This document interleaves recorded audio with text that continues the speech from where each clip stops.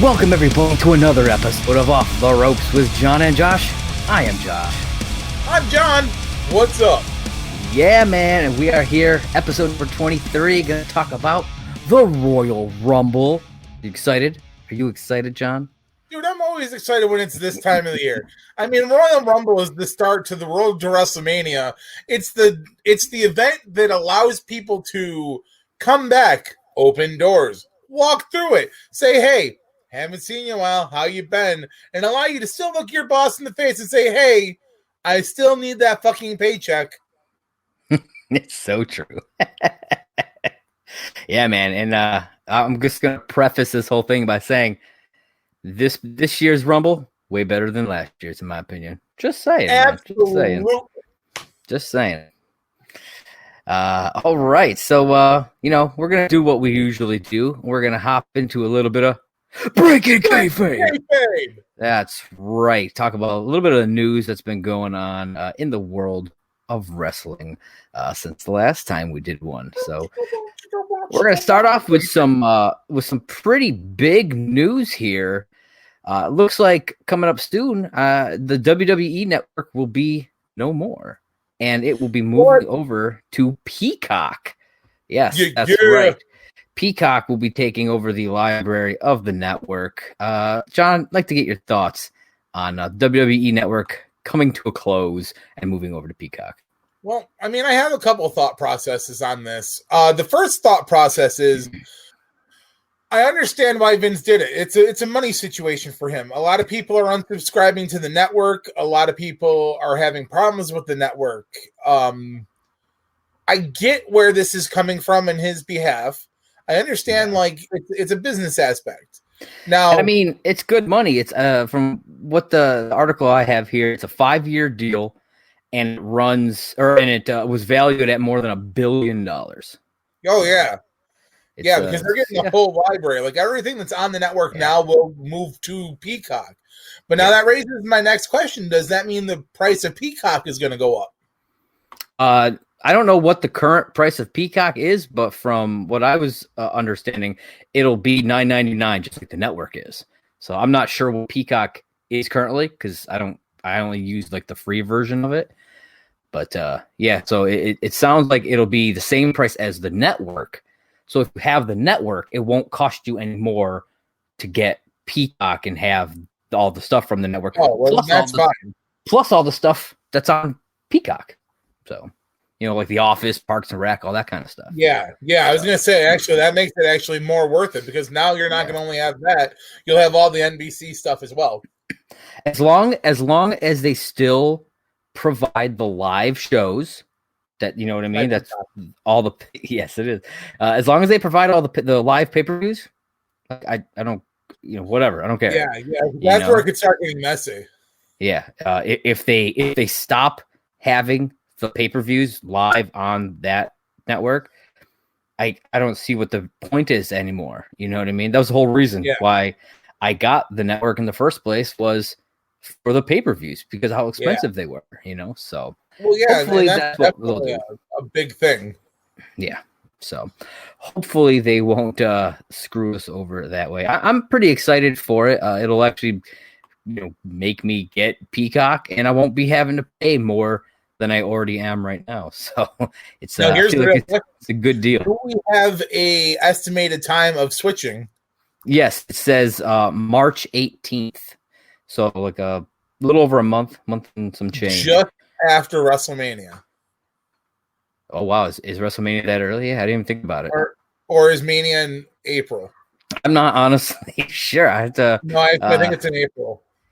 Yeah, so which would mean that it would be right before, if that's the case, and that actually would be good for them. This looks like March 28th. Okay, so it's 10 days after the switch over to Peacock. Oh, that's either going to make or break Mania this year. Yeah, and I mean, this could be a big get for Peacock. You know what I mean? Getting a bunch of people to switch over to sign up, just for Mania even, and then hopefully stick around for all their other content, at least for them. Whether or not it winds up being good, we'll see. But I'm hopeful And like I said, I like that I'll get all that other content because I love The Office, Parks and Rec, but I have so many streaming services. I don't want to pay for another one. No, but I won't. It won't be anything extra out of my pocket. It's the same price as I'm already paying for the network. So it's definitely. I think it's a win-win all the way around. As long as they have all of the content, you know what I mean? Yes. And as long as it's not difficult to navigate, like have a tab where you click WWE and it takes you over to like a full thing that's almost just like the network where you can just go through and do your thing. That would be their best option. I don't know what they're going to do with it, but if I was them, I would break it down similar to how like Disney Plus breaks things down. Yeah. Like as opposed to like a Netflix or Hulu where like all the content is on one page but broken down into categories. Yeah. Like Disney Plus does that, but it's also still broken down into categories, but they've also got it across the top in categories. Yeah, like you can pick Pixar or Star Wars or Marvel, and it just takes all that stuff. Yeah. Yep. Yeah, I think that would be a good. Oh, excuse me. I think that would be a good idea if they did that. So, guess we'll see. All right. Our next story looks like Ryback looking to get back in the ring, and he's not eyeing the WWE. No, he's looking at AEW to make a return here. Yeah, man. So on his podcast, I guess he was talking about this, and he said, it says, I've been very vocal, I think, on one company, that being AEW, I think is the future of pro wrestling. A lot of it is going to be based on conversations I have and me getting back in the ring. That I'm not worried about. I've trained and I'm in condition. You can tell me to work a 15-minute match next week and I'll go do it. It's lining up business-wise. It's this stage in the game in life. It's all business. I love pro wrestling.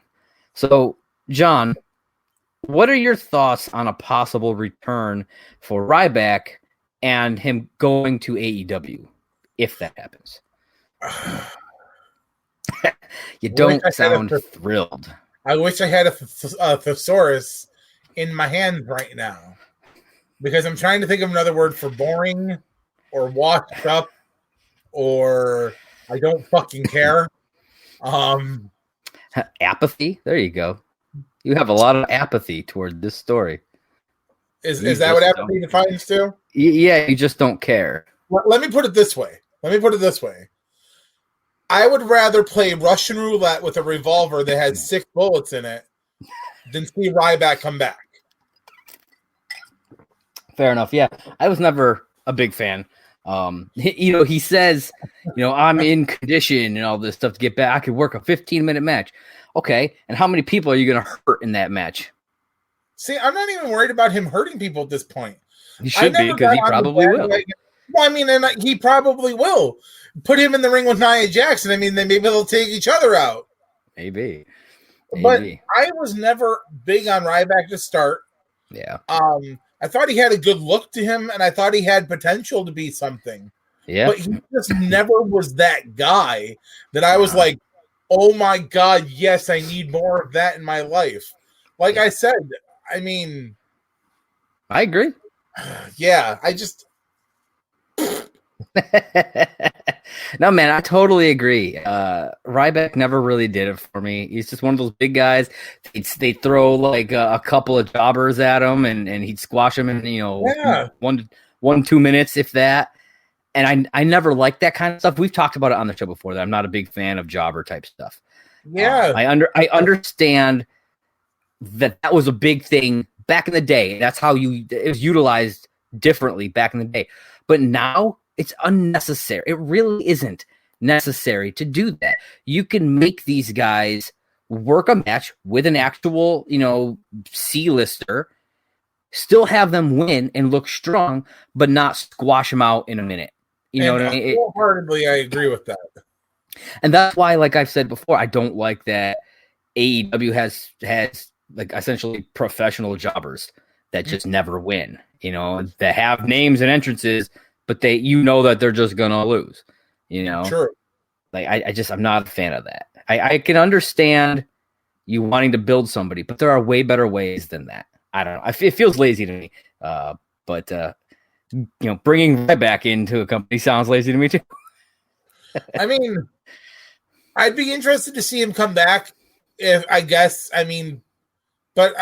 I just at the same time though, I don't have any interest in it because again though, there are these people who are busting their asses off to get spots on cards, and Ryback's been gone for fucking. I think he was out in like 2015, 2016. So you've been gone for a few years, man. Like, what makes you think you're still relevant? Yeah, I don't. And look, if he comes back and he's doing well in the ring and he looks good and he has a good personality in the ring, then okay. But he's going to have to earn that from, you know what I mean? I'm not just going to buy in. He's going to have to earn it because he might not be one of those guys that just comes in off the street and automatically is like, oh, I get a shot at an AEW championship. Yep. Yeah. That will irritate me more so than anything else, I think. It really will. Yeah. So, all right. So, we're gonna go into a story about another guy that we don't particularly care for, and it seems the WWE didn't care for him all that much either.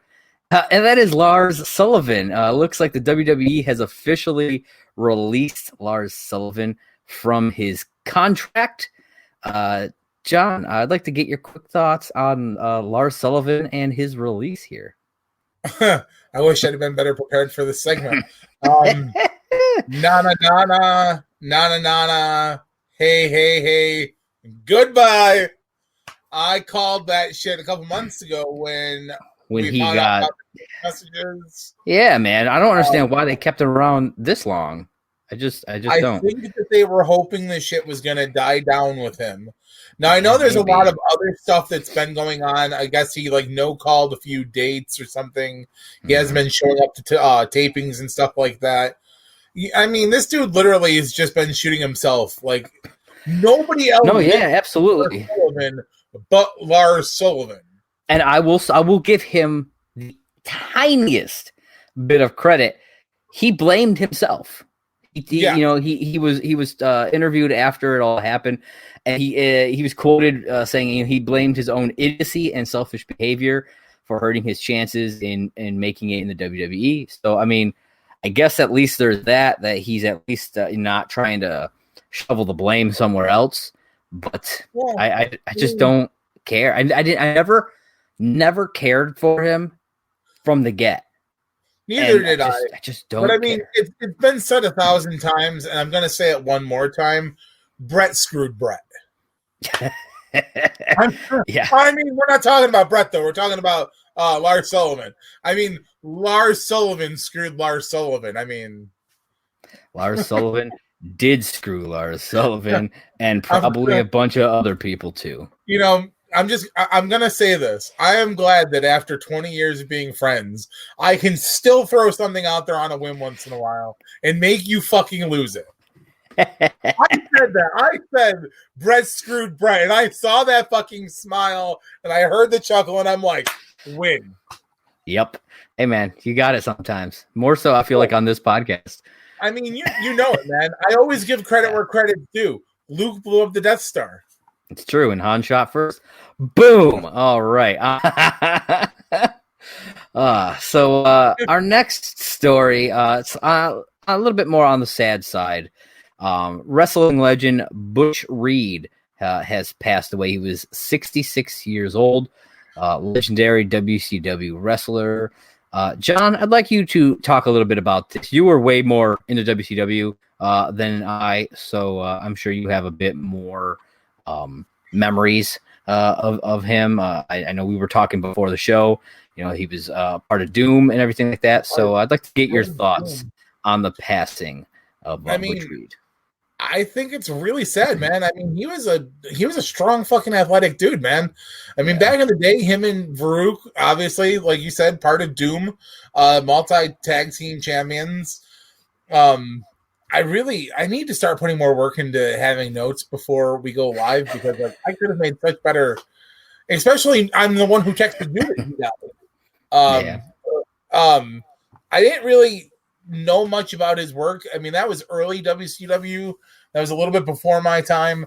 But I can remember Doom, man. The black mask, the black tights, hard-hitting guys. I mean, he's a legend in the business, though. I mean, it's sad. There was a big outpouring for support for him. Just tragic times, man. Like, we're losing too many legends.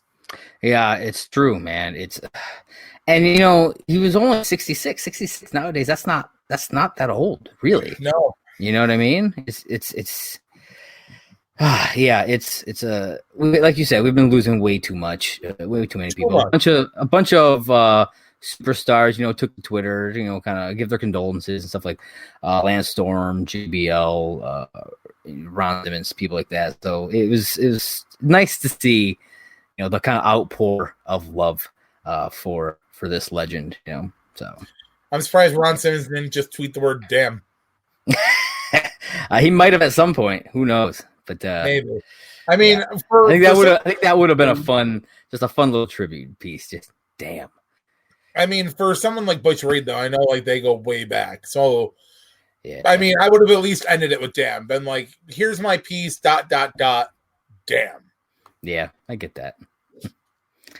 All right, so on to a little bit of lighter news. Looks like the upcoming TV show Young Rock, which will be detailing the life of Dwayne Rock Johnson, has cast Rosario Dawson and Randall Park as characters in a future that obviously has not happened. 2032, a version of the future where The Rock is now the president. I thought this was interesting. It's been teased a bunch of times. Yeah. So I want to get your thoughts first on the idea of them doing this alternate future. You know, obviously it hasn't happened yet. May not happen. Who knows? In the show of him being the president, and your thoughts on Rosario Dawson and Randall Park being cast. Well, I'm not 100% sure who Randall Park is. Oh, you do, John. You do. He's Asian Jim. He's also Agent Wu. You know exactly who he is. Oh, I do. When you say that, I know exactly who you're talking about. But no, I'm completely hopeful that both of those roles are going to be fine because both of them are great actors and actresses. And they're both hilarious. They're both hilarious. For The Rock, I hope that this means we're going to get him as a president one day. Dude, that would be awesome. Behind that. Wholeheartedly. I gotta say, speech, I would just love to hear him be like, finally, The Rock is the president of the United States. Dude, that would be wild stuff. But I dig it. I don't know. Actually, I don't even know what his political affiliation is, to be honest with you, but I'd have to look into that. Do you realize if The Rock becomes president of the United States, Stone Cold Steve Austin can say he's not only stunned one, but two of the presidents of the United States of America? Dude, that would be hilarious. I mean, the fact that Stone Cold can already say he stunned one United States president is far beyond amazing. That's true. I don't care if it happened before he was president or not. He was like, "Booyah, motherfucker!" Yep, I kind of wish he could do it now. Booyah, motherfucker. I'm looking forward to this show. It comes out on the 16th of this month, I believe. So I'm actually really looking forward to it. It looks pretty funny, and yeah, I'll be checking it out. We'll be talking about it on the show here. I'll tell you. What I'm looking forward to? Mardi Gras. Oh, okay. just like in your house, you're throwing beads at the TV. You just like open up Playboy, you just like stick it up on a shelf, and you just throw beads at it. Oh man, I'd have to go buy a Playboy. Oh, hey man, I'm sure I they're already lost still money on this freaking Mardi Gras. Okay, how about this? You just set your laptop somewhere with a picture of boobs on it. You just throw some beads at just don't break your laptop throwing beads at it. Like how you take it to the shop? You're like, how'd you break your laptop? Just throwing beads at it. Why were you throwing beads at it? I was just telling Mardi Gras. Mardi Gras. Mardi Gras. Mardi Gras, man. I didn't know I was throwing beads at my fucking fake titties on my computer. I didn't say you had to say anything about titties, just beads. That's all. You're just throwing the beads. All right. They can use their imagination. All right. Our next story, a former WWE superstar has announced they are going through gender transition. The superstar who is going by Gabby Tuft, formerly known as Tyler Rex. You may remember her from days in ECW, the WWE ECW, I should say. Tag teamed with Kurt Hawkins there for a little while before being released in August of 2012. So it looks like she released that she was going through this transition. Began her medical transition to being female with a special show, apparently, about her gender reveal, which aired, apparently, I didn't realize, apparently aired yesterday on Extra TV. So I'll have to see if I can find that, give it a watch. Right. John, what are your thoughts about this story here? I had a joke that I was going to make, but I can't tell if it's transphobic, and I didn't want to be that guy because I'm not. It's probably safe. If you have concerns, it's probably safe not to. Just saying. It was funny though, but I will be, because I'm not that guy. I don't want anybody to think I'm very glad that people are feeling comfortable in today's society enough that they can go through this and have the support of one another to actually go through with being who you truly are inside and out. I mean, we've seen it recently from Elliot Page. Now we're seeing it from Gabby. I mean, what a fucking world we live in right now that people can actually be who they want to be and be happy doing it. And it's a novel idea, right? Just being happy. It should just be like simple. It should just be like, okay, you wanna be who you are. You want to be happy. Okay, cool. It boggles my mind that it bothers people so much. I just don't understand. Yeah, now we can just get some of these dirtbags who have nothing better to do but rag on people to actually support the fact that they're just being happy. Yeah. If you can be happy, why can't they be happy? Well, the problem is those people are probably not ever happy. That's true. Why they try to drag everybody around them down. That is very, very true. But I'm thrilled for this. I think this is awesome. I love how open she's being about it. Put out apparently a special about it. I think that's really cool. I'm gonna have to, like I said, I have to see if I can find that and check it out. I just love. And it seemed like she's getting a lot of support. I mean, obviously, you're always going to get fucking, like you were talking about, scumbags and douchebags, whatever. Absolutely. But seems like a lot of support out there for her. So, that's awesome. Congratulations. And I hope everything goes well. Absolutely. All right. So our final story. Roman Reigns responds to some comments from The Undertaker about the manliness of the current generation of wrestling superstars. So apparently The Undertaker was on Joe Rogan's podcast recently talking about how he finds it tough to watch the product nowadays. He says the product has changed so much and it's kind of soft. And he went on to say, I'll probably piss a lot of people off, but they need to hear it. It is what it is. But to the young guys, they'll say, oh, he's a bitter old guy. I'm not bitter. I did my time. I'm good. I walked away when I wanted to walk away. I just think the product is a little soft. There's guys here and there that have an edge to them, but there's too much pretty and not enough substance right now. He went on to say, he told a little story. He says, I remember walking into my first real dressing room, and all I saw were some crusty effing men. Half of them had guns and knives in their bags. Shit got handled back then. Now you walk in, there's guys playing video games and making sure they look pretty. It's evolution, I guess. I don't know what it is, but I just like those eras, man. I liked when men were men. First off, this is the epitome of what is called toxic masculinity, and I hate that. It's like, fucking, really? When men were men, go fuck yourself, man. Like, seriously. But apparently Roman Reigns responded to this, he says, it's strange. I really feel like he misspoke because Mark is a really good guy. He's very knowledgeable. Obviously, he has a ton of respect for the business. Goldberg is just Goldberg. Who cares? But he's talking about guns and knives in the locker room. Come on, you guys travel just like we did. Did you really get that stuff through security? TSA was just letting everything happen back then. It's a different time, and I think we're smarter. I think you're going to see that from the financial side of it, from how we save our money, how we prepare for the future, having a life after the business when we can't fall down anymore, to our actual health. He said, I think it was just like a retired guy trying to sound gangster, which I thought was a great little line that he added there at the end. So, John, I know it's a lot that I threw at you there. What are your overall thoughts on this story? Well, I sifted through it pretty well while you were saying it, but I think you are on slightly different pages with this one, because you kind of like took the Roman side a little bit, and you're talking about like the toxic masculinity, and maybe I'm not understanding 100%, or maybe it's just how I was raised, but I don't hear Taker like 100% being wrong. Let me explain what I mean by that before I start a huge war between the two of us.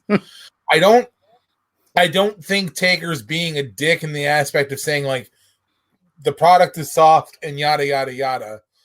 Because I agree. I think the product is definitely softer than the Attitude Era. We obviously know why it's softer than the Attitude Era. Well, yeah, but I don't think that has anything to do with the superstars themselves, which is what he's talking about. No, and I get that. I'm getting there. I understand why a lot of these guys do things differently today. You know, you got to think of your family, and you've got to think of the aftermath of what happens when you can no longer wrestle. But at the same time, there's a few of these guys that, like, sometimes I watch them and I'm like, man, if you put a little bit more time and effort into the gym, which I can say that because look at me, I'm a fucking fatty. Some of these guys would have better ring physique in matches and shit like that. Now, look at guys like Big E and Xavier. They can do both. They've got great physique. They've got in-ring skill, but they still manage to have the up, down, down. They still have their fun. I don't think he's talking about like guys not going to the gym. Like just from the way he talked, it didn't seem like that. It seemed like more of a, you know, guys' personalities nowadays aren't as hard as they were back then. You know, you're not that big tough biker guy. Oh, I'll kick anybody's ass. Like that's what it comes off as that he's talking about. Then I'm wondering if whoever he gave the art, like the Joe Rogan side to it, I'm wondering if it got like missaid or like maybe, and like that's what Roman says. You know, he's like, he thinks it was probably like he misspoke or was like misunderstood. But yeah, just like I'm not a fan of the whole when men were men or whatever. It's like, yeah, men are still men. Like just because they don't go to the bar, chug down a fucking 40 and go punch dudes in the face or bring guns and knives into the fucking locker room doesn't make them men. You know what I mean? Right. Like, doesn't make them not men that they don't do that. It just because Xavier Woods is playing video games doesn't make him not a man. Like that's where I had the issue in it. I was just like, really, guy? Like, this is where you're going. I understand he's of an older generation, but I don't know, man. Get with the times. Get with the times. But yeah, what were your thoughts on Roman's comments about it? I get why Roman is. I mean, Roman pretty much is taking over the flag position of the locker room. He's the guy like a lot of people turn to now. Yeah. So I get he's gonna back the boys and he's gonna say what needs to be said. What did you think about him saying it's just like a retired guy trying to sound gangster? I mean, I thought it was hilarious, to be honest with you. Gangster, no, but I will say that it seems like Taker's got some real flex going in there. Well, I think that's what he means. It's just that's the phrasing that the Roman chose to use. You know what I mean? Like, yo, this boy's trying to sound gangster. You know what I mean? But I think it's that whole he's kind of like flexing kind of a thing. It's a pissing contest, man. Yeah, so we'll see. I'm sure that this won't go anywhere. I thought it was an interesting kind of story and just something I really wanted to get your thoughts on. So, and neither of us blew up at each other, and that is what is good. I try not to sound like an incompetent idiot when I speak. and I try to be educated, and that's one of those topics where you have to tread it lightly because it can spark a serious debate. And I don't ever want to get into a confrontation over something like that because it's not necessary. It should be able to be spoken about, and that's what me and you do. We talk about shit realistically. It's true. It's true. And that's why I love talking to you, bro. That's why I love it. All right. So that is all that we have for Breaking Kayfabe. It's time to get on to the main show. I think what you mean to say is, let's get ready to rumble! That's right. Look at that. It's beautiful. Though I find this image really kind of funny because Kofi is on it as well as Keith Lee. Yep. And neither of them were. I mean, Kofi was there at Rumble. He wasn't in the Rumble or anything. But Keith Lee was definitely nowhere. So, what's really funny about the whole Keith Lee thing was there was a lot of backlash on the internet where people were like, oh, where was Keith Lee? No, John. This is the Royal Rumble, not Backlash. No, I'm just messing with you. But yeah, a lot of internet people being like, oh, well, Keith Lee wasn't at the Rumble. Well, you dumb motherfuckers, if you would pay attention and listen to shit, neither was me and him, and it's because both of them tested for fucking COVID. You dumb fucking idiots. Google search something. I'm assuming that they were planning. I'm assuming that he was planned to be in the Rumble. That's what I'm hearing. He's been having a push and stuff, but yeah, unforeseen things happen. You wind up testing positive for COVID. What can you do? Other than just stay the fuck home and bring somebody else in. So right, Royal freaking Rumble time. Look at that Royal Rumble. We're gonna rumble, and it'll be super royal. Oh yeah. So let's talk about this pre-show. All right. So we get into the kickoff show. Sonya Deville joins the table. I thought that was cool. Comes back. Good. Yeah, man, absolutely. They talk a bit about the women's championship match. And then at this point, it is announced that Natalya would be number 30 in the women's Royal Rumble match. I thought that was interesting that they just dropped that there. Did you have any thoughts on her getting the number 30 spot? I knew about it the day before because she leaked it herself. Oh, did she? Okay. Yeah. I didn't know that. I thought it was really cool though that Natty got the number 30. Yeah, she's a deserving person, man. She busts her ass for the company. She does, and I mean, it's never a guaranteed spot or anything like that. It's not even the most won spot. No, but it's always a good spot to get because you have a higher chance of winning it just because you are the last. You're in there the least amount of time. Yep. So, and then we get our our always tried and true R-Truth segment of the pre-show where he comes out dressed like Elmer Fudd hunting Bugs Bunny, but apparently he's looking for Bad Bunny. Didn't know his name and he's calling him Bugs Bunny. I was like, okay, sure. At this point, I feel like I'm just like numb to most of the R-Truth stuff. And you know what I mean? Like it happens. And I'm just like, okay, R-Truth is here. Is it bad that when it happened, I was just like, get it the fuck over with already? No, I totally get it. And he comes back later and he comes back a couple of times, really. Yeah.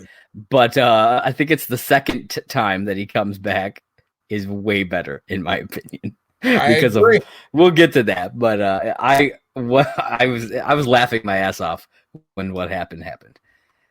So then we get into the kickoff match, and I assumed it would just be a random match. But then you wound up telling me before I watched it that it was actually the women's tag team match, which I was like, what? Yeah, I thought that was kind of a slap in the face. But like after seeing the length of time on the pay-per-view, I get it. Yeah, I get why. I mean, I'm assuming they were planning for those two rumbles to be as long. I mean, they usually are around an hour, so I guess it makes sense because that pay-per-view was like 4 hours long on its own. So even without that match being in there, so. Well, before we get too far into talking about things, I want to address something that I noticed. Okay. And I can talk about it here because it doesn't affect talking about the rest of the card.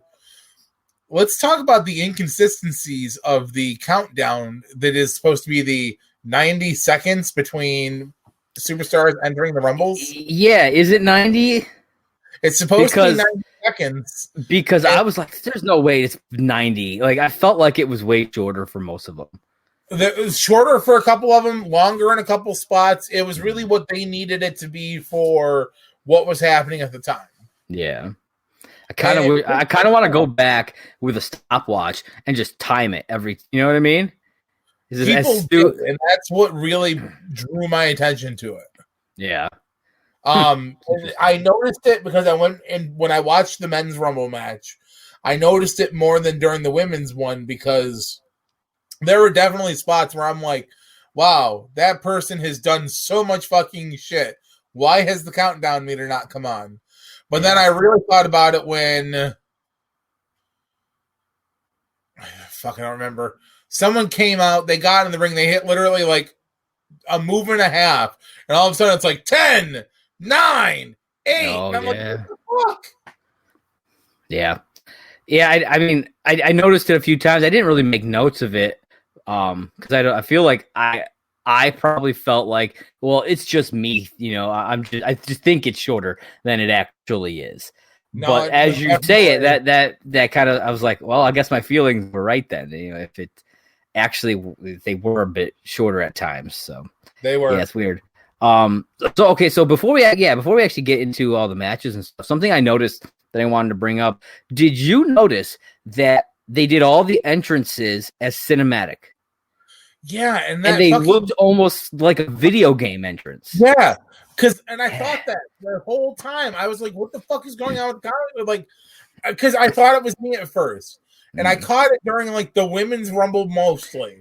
That's when I caught it the most, and I went back and checked. I was like, "Oh, okay." And obviously, they were doing it throughout the rest of the matches, you know. Well, but it kind of made a few of the women look very fake. Well, yeah, because it made some of them look like it made it look like a video game. Like I wasn't sure if I was watching something real. You know, it was really odd. It was really odd. I get that they like using cinematic stuff and they just wanted to maybe make it feel a bit more grand for this event or something. I don't know. It's supposed to be more comic bookish because maybe. I hadn't thought about that. That's possible. Because that's what I thought up to was like everything had been like comic booky and like it's supposed to be out. So I was like, oh, okay. Yeah. Interesting. Yeah, I hadn't thought about that way, but that's very possible. Yeah. But I just wanted to bring that up because it was something that I noticed. And as soon as I noticed it, as soon as I noticed it, I couldn't not notice it. Yep. Yeah, so all right. So we'll get into this kickoff match. Women's tag team title match. Asuka and Charlotte Flair versus Shayna Baszler and Nia Jax. All right. So I'm going to start off a little bit. I got to say, we talked about her gear before and how not so good. But Nia Jax's gear was much better this time around. Yes. Just saying. Yeah. As opposed to that like weird ass gold thing that just was not flattering. I thought what she was wearing this time, definitely a better choice. Maybe one to stick with, or at least keep in the rotation, depending on what how she does her gear. Both you and I, during the prediction show, we knew that Ric Flair and Lacey Evans were going to get involved, and sure as shit, it happened. Yep. John, tell me a little bit of your thoughts on this match and the interference that took place later on. Well, I thought, and I can't believe I'm about to say this, I thought this was a great match. Yeah, I thought it was solid, man. Like, this was a solid 5-star match from both sides. The story I wouldn't quite go 5-star. I mean, did you see Nia Jax's no height leg drop? I'm just saying. Oh man!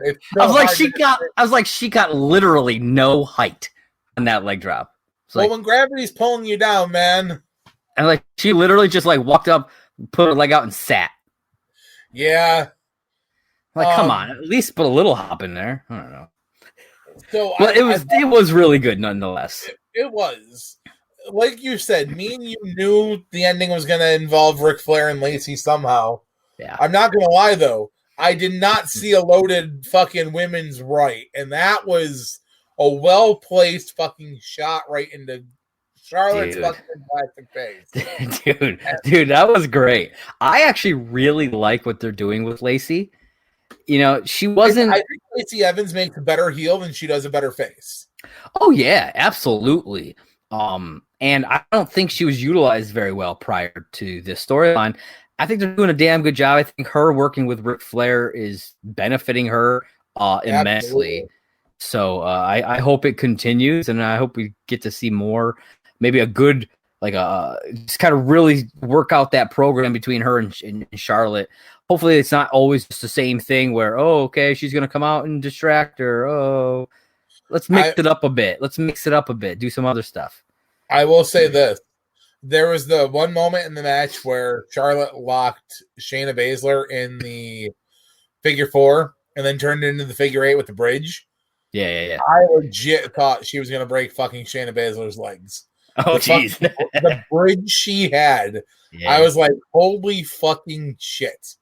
Was that the one where Lacey pulled her arms out and made her fall? Yeah. Was it that one? Yeah. But I was like, the fucking height like she got in her back, I was like, no wonder why fucking Andrade's such a happy man. He's fucking the shit out of her, and she's doing all this gymnastic-y fucking bend me, and he's probably just like, yeah, call me Poppy. Put me in the figure 8, baby. But I mean, I really hope people turned into the pre-show, because to see the fucking women's tag team titles switch on the pre-show, I was like, oh, I'm like, so this is going to be because I'm sure there's plenty of people who skip the pre-show. You know what I mean? I typically do. Yeah, and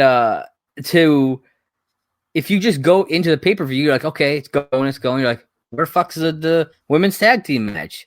Yeah, you know what I mean? It's like the Universal title match ends, and then it's it goes into the men's Royal Rumble, and you'd be like, wait a minute, there's no way it's the main event. You know what I mean? What'd they do? Cut the match? Well, you gotta watch the pre-show. Gotta watch the pre-show, guys. Gotta watch the pre-show. I totally forgot to put this up. Woo! There it is. And if you look at this picture, those titles now have to be removed and placed on the other ladies, because yes, indeed, Nia and Shayna have reclaimed those titles. My prediction was correct. Yep. Yeah. It seemed, I feel like that was the only way it was going to go. Yeah. Dude, we talked about that during the pre-show. Yeah. I mean, Asuka and Charlotte are an interesting team, but they were essentially just thrown together. Yep. You know what I mean? I don't think they were ever actually meant to be a long-term team. I just really don't. I think it was more to build stuff for Nia and Shayna. I really do. I think so.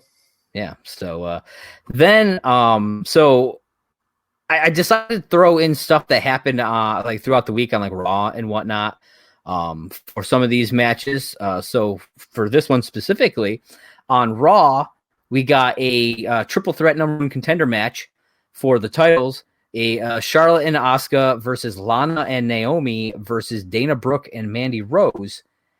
And Naomi picks up the win for her and Lana. So they are now, Lana and Naomi are now the number 1 contenders for the title, now putting Lana back in the title picture where she was supposed to be before with Asuka.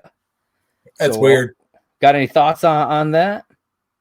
I mean, they've been pushing that whole story with Lana and her and them, and we see some of that as when we get to the Rumble, we'll see more of that as well. So I guess I'm more confused as to why Lana was taken out, unless they really didn't want Asuka in the title picture. I think it's just because Asuka, she's a title holder. She's doing her own thing. I think that's a big reason. Charlotte's she's working her own program. Asuka's working her own program. I just think it's probably easier to put actual team together. You got Naomi, who just returned at the Rumble. That's true. Her and Lana. Lana's already been working the program with Nia and Shayna. So it makes sense to put her with somebody and have them go for it. They've been pushing Lana kind of like to the point where you can believe she could actually beat them. They've been building that, so it makes sense in general. I was just like, oh, okay, cool. I've never really, not that I don't like Lana, I've just never really been like, I never really cared that much, I guess, about her. I don't know if that makes sense. That's fair. Yeah, I don't know. But hey, good for her, and hopefully they'll work a good program at least. That's what I care about. Yeah. Just work a good program. All right. So we are going to get into the main show, baby. That's right. It's the main show. We need to record that and just have that. We'll play that every time. It's the main show. And just like we've seen in pay-per-views past, we've got our first match of the night. That is the men's Raw Championship match. That's right. Drew McIntyre versus Goldberg. All right, John, start us off. What are your thoughts on this? What are your thoughts on this as the pace setter to start? As the pace setter? Yeah, I totally agree. For those of you listening on podcast, that was a big thumbs down from Mr. It was John a here. huge thumbs down. Now, I have a couple reasons why, and here's the main thing. They built this match as this was the championship that's eluded Bill Goldberg. He returned in 2002, and he was a world champion, but he was never the WWE champion. And he came back a few years ago, and he was the Universal champion. And then he came back not too long ago, and he beat Bray Wyatt for the Universal Championship. Yeah. And I'm like, okay, so either this is going to be a really quick match and Goldberg's going to beat him quick and clean, and Drew McIntyre is really going to relinquish the WWE Championship, or it's going to be complete coin flip and this match is going to go longer than it needs to and make Goldberg look like complete shit. Yeah. And when we talked about predictions, I said Drew McIntyre was going to win this match unless Goldberg was going to make it quick and clean like a WCW match. And WWE went a complete different route and was like, hey, it's going to be quick and clean. We're going to have Drew McIntyre cut his fucking face off in the process. Dude. Now, he rocked the shit out of him at the end. You could tell it fucked him up. Now, I want to state that in my notes, I have one thing down that I think needs to be said. Okay. This was definitely not the 1996 Goldberg. This is definitely a Goldberg that is a part-time person because he looked soft as fuck. He looked soft and kind of winded, man. Yeah. Now, don't get me wrong. This match started with a bang. And I mean a literal fucking bang. Oh, yeah, it did. But before the bell even rings, just... Oh, yeah. Spear. I was really taken back by Goldberg's choice to debut new gear here. Yeah. As much as he hates fucking Brock Lesnar, he went with Brock Lesnar shorts. Yeah, maybe he just didn't want his junk falling out. I don't know. He's getting old. You know what they say, when you get old, your balls sag? I mean, this match was not what I expected.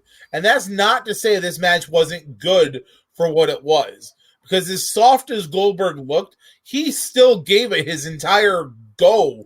He did. Yeah, he did. He. I mean, that spear through the barricade. Yeah, I thought was sick.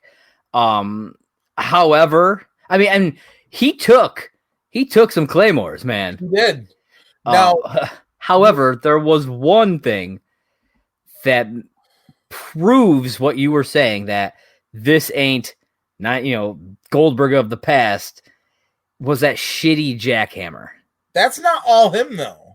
I get that, but it's just, I've seen him, even the last time he came back, his jackhammers looked better. I don't know what it was. I don't know if whose fault it was, but it just, I mean, it's not like it looked terrible or hurt Drew. It's just, I don't know if maybe Drew didn't keep his feet straight enough or what it was, but it just, because I think Drew's feet hit the mat first, and it just, so it made everything look awkward and off. I don't know, man. It just, and it felt to me like he had a little bit of a hard time holding him when he first got him up. He did too. So Drew's also a really tall guy. He is, and that could be part of it. Maybe he's not used to jackhammering dudes that tall. I don't know. I mean, it's not like he hasn't jackhammered Kevin Nash in a long time. So.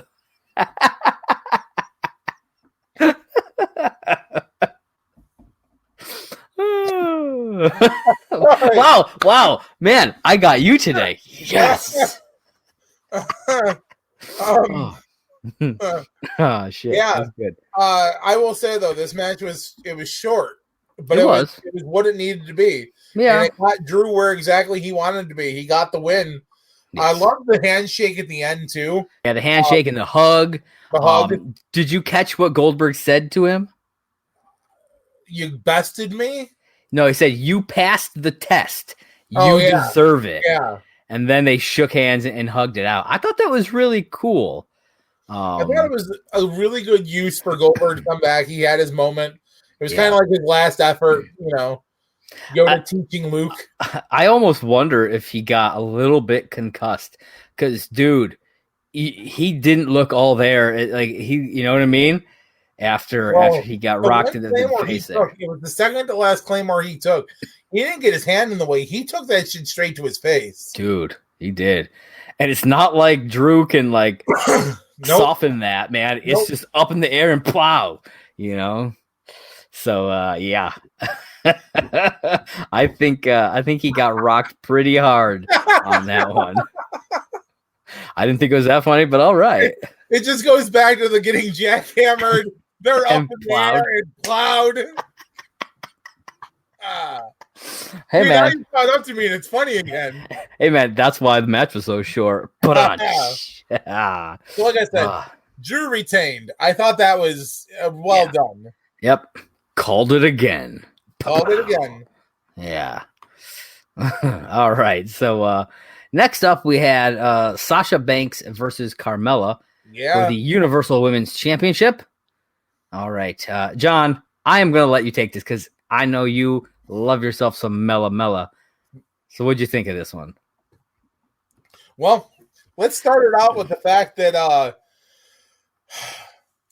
wow, this was a battle. Dude, we talked about this on the prediction show that we both thought this was it was going to be a hell of a match, no matter what happened. Yeah, it was. I was really shocked. I was like, holy fuck. I was shook. You were shook. Now, shook, I tell you. I'm really glad to see that the referee stepped in and sent Reginald and his 5-head back to the backstage. Yes. I thought that whole sequence was actually pretty funny because Reginald saves Sasha from crashing to the ground. Yep. And then Sasha takes him out anyways, and then Reginald gets booted. I was like, huh. Okay. The ref was just like, I'm sick of him being out here. I really think that's all it was. Say it one more time because I just want to see you laugh. Reginald and his 5-head. Because he doesn't just have a 4-head, man. He's got like a fucking... Dude, he does. Screen. Reginald Fairfield. For any of you Boy Meets World fans out there, you'll understand that reference. I do want to discuss one moment in this match because I know you had to be thinking the same thing I did. Okay. Let's talk about the Carmella swan dive. Dude. She fucking scorpions.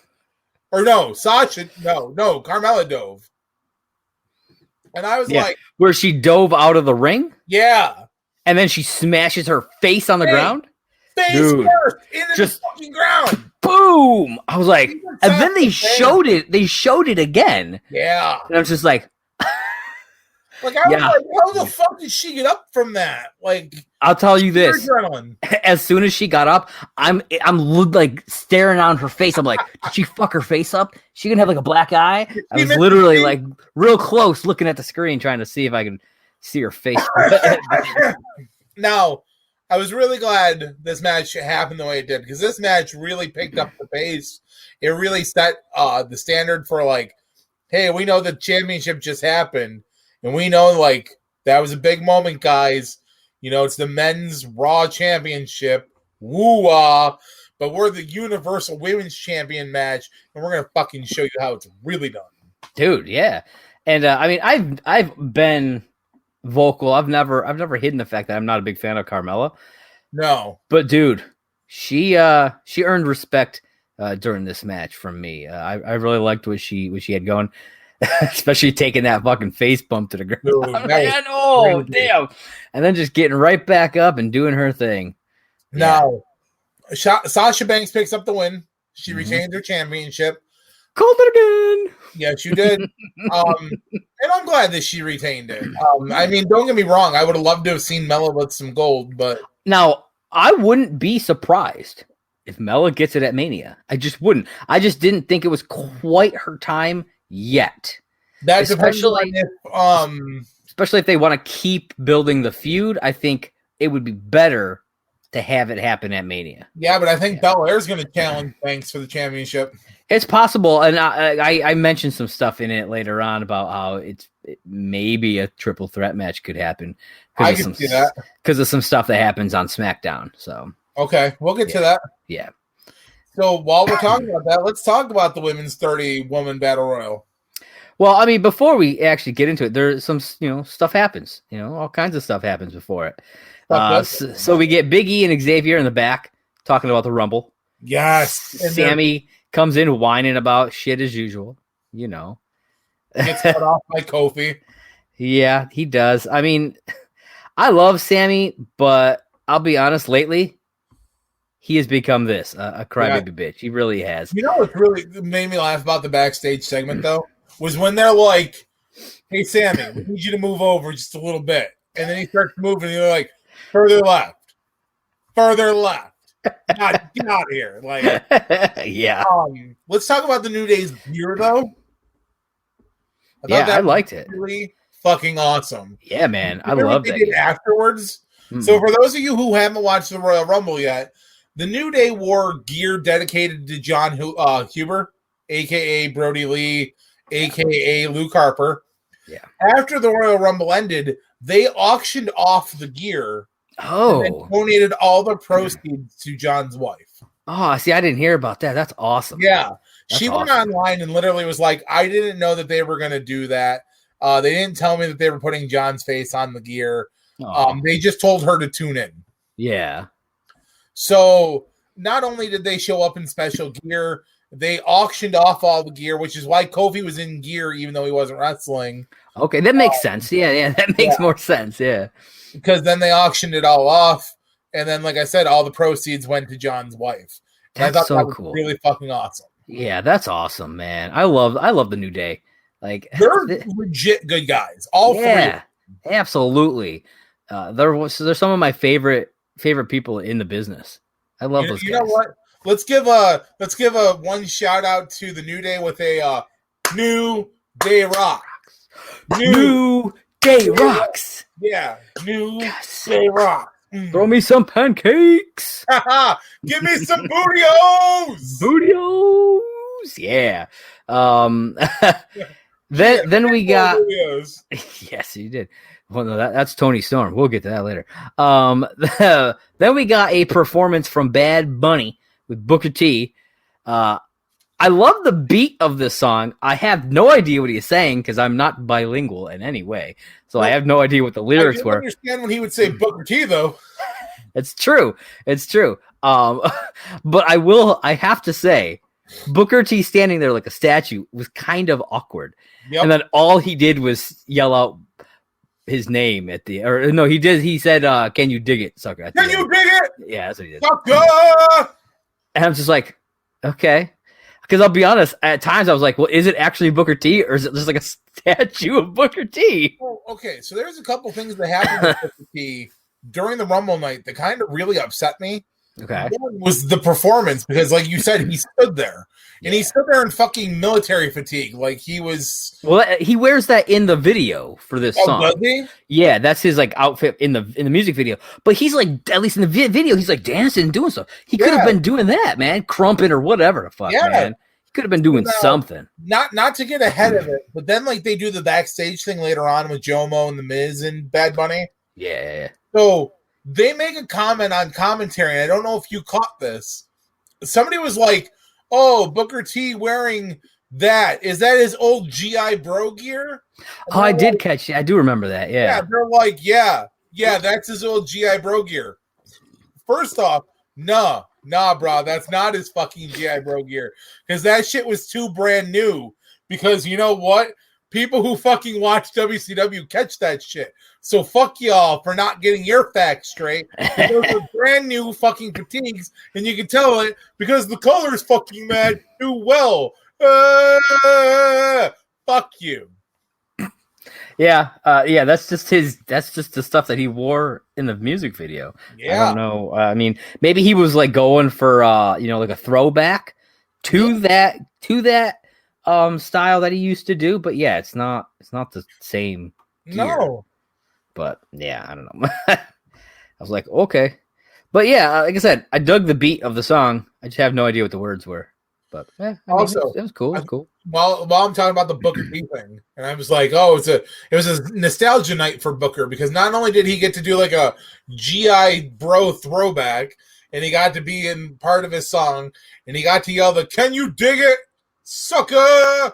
He got to do his other famous line when he was backstage with the Miz and Morrison, and he's like, "Tell me you didn't say that." Yeah, I wrote that down in my notes. I wrote that down in my notes when that happened. I was like, "Oh shit, he said it."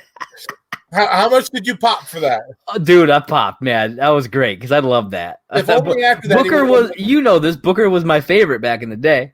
So, yeah, I loved it. It was great. You know what's really funny? Before we start talking about the rest of the card, let's sidetrack for a second and talk about how Josh didn't watch a lot of WCW back in the day. I didn't. He made that comment a little while ago, but a lot of you don't realize that when Josh and I first met, he was a very slight wrestling fan, mostly WWF, because it was still the F at the time, not the WWE. Yeah, I don't think I had watched anything from WCW or ECW before I met you.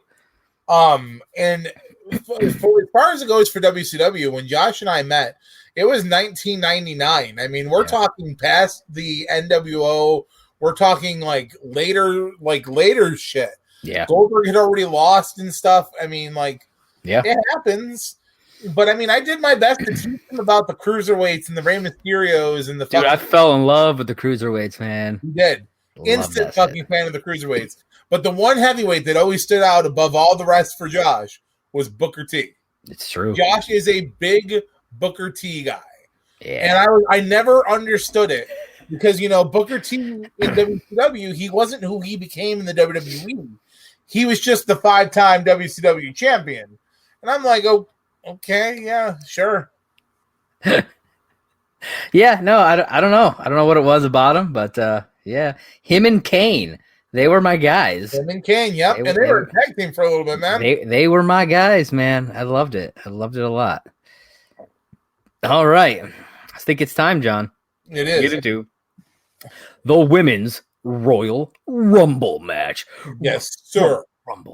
Rumble in the jungle. That's right.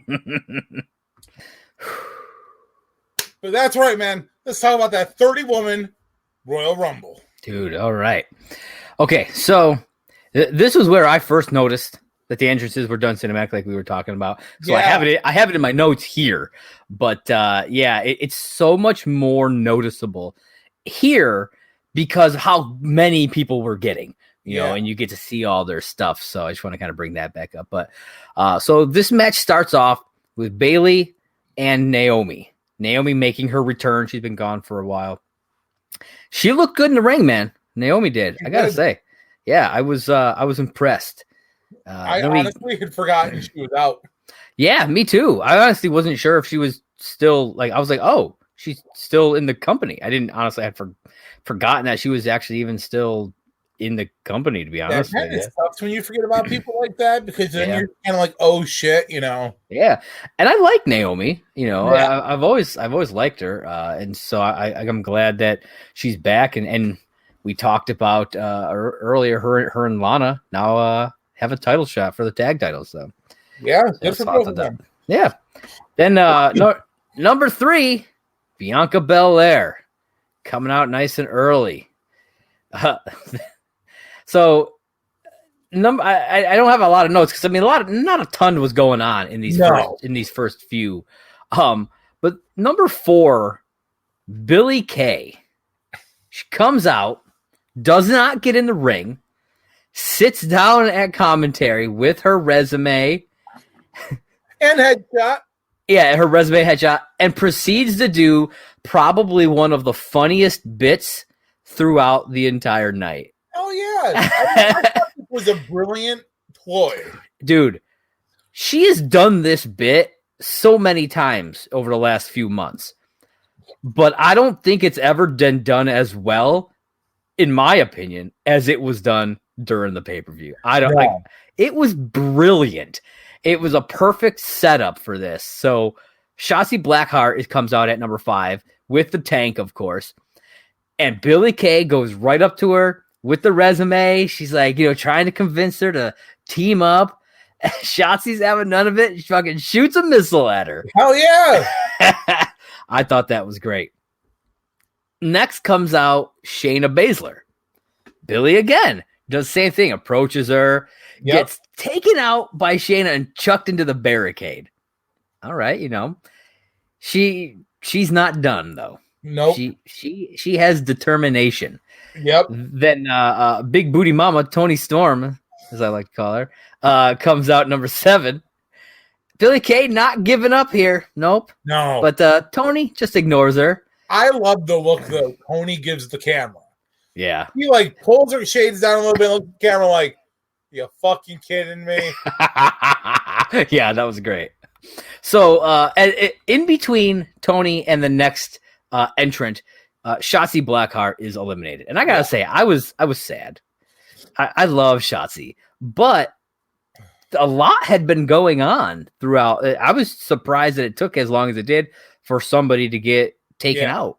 We had 7 people, technically 6 in the ring, because at this point, Billie hasn't gotten in the ring yet. She hasn't actually started her part of the match yet. Nope.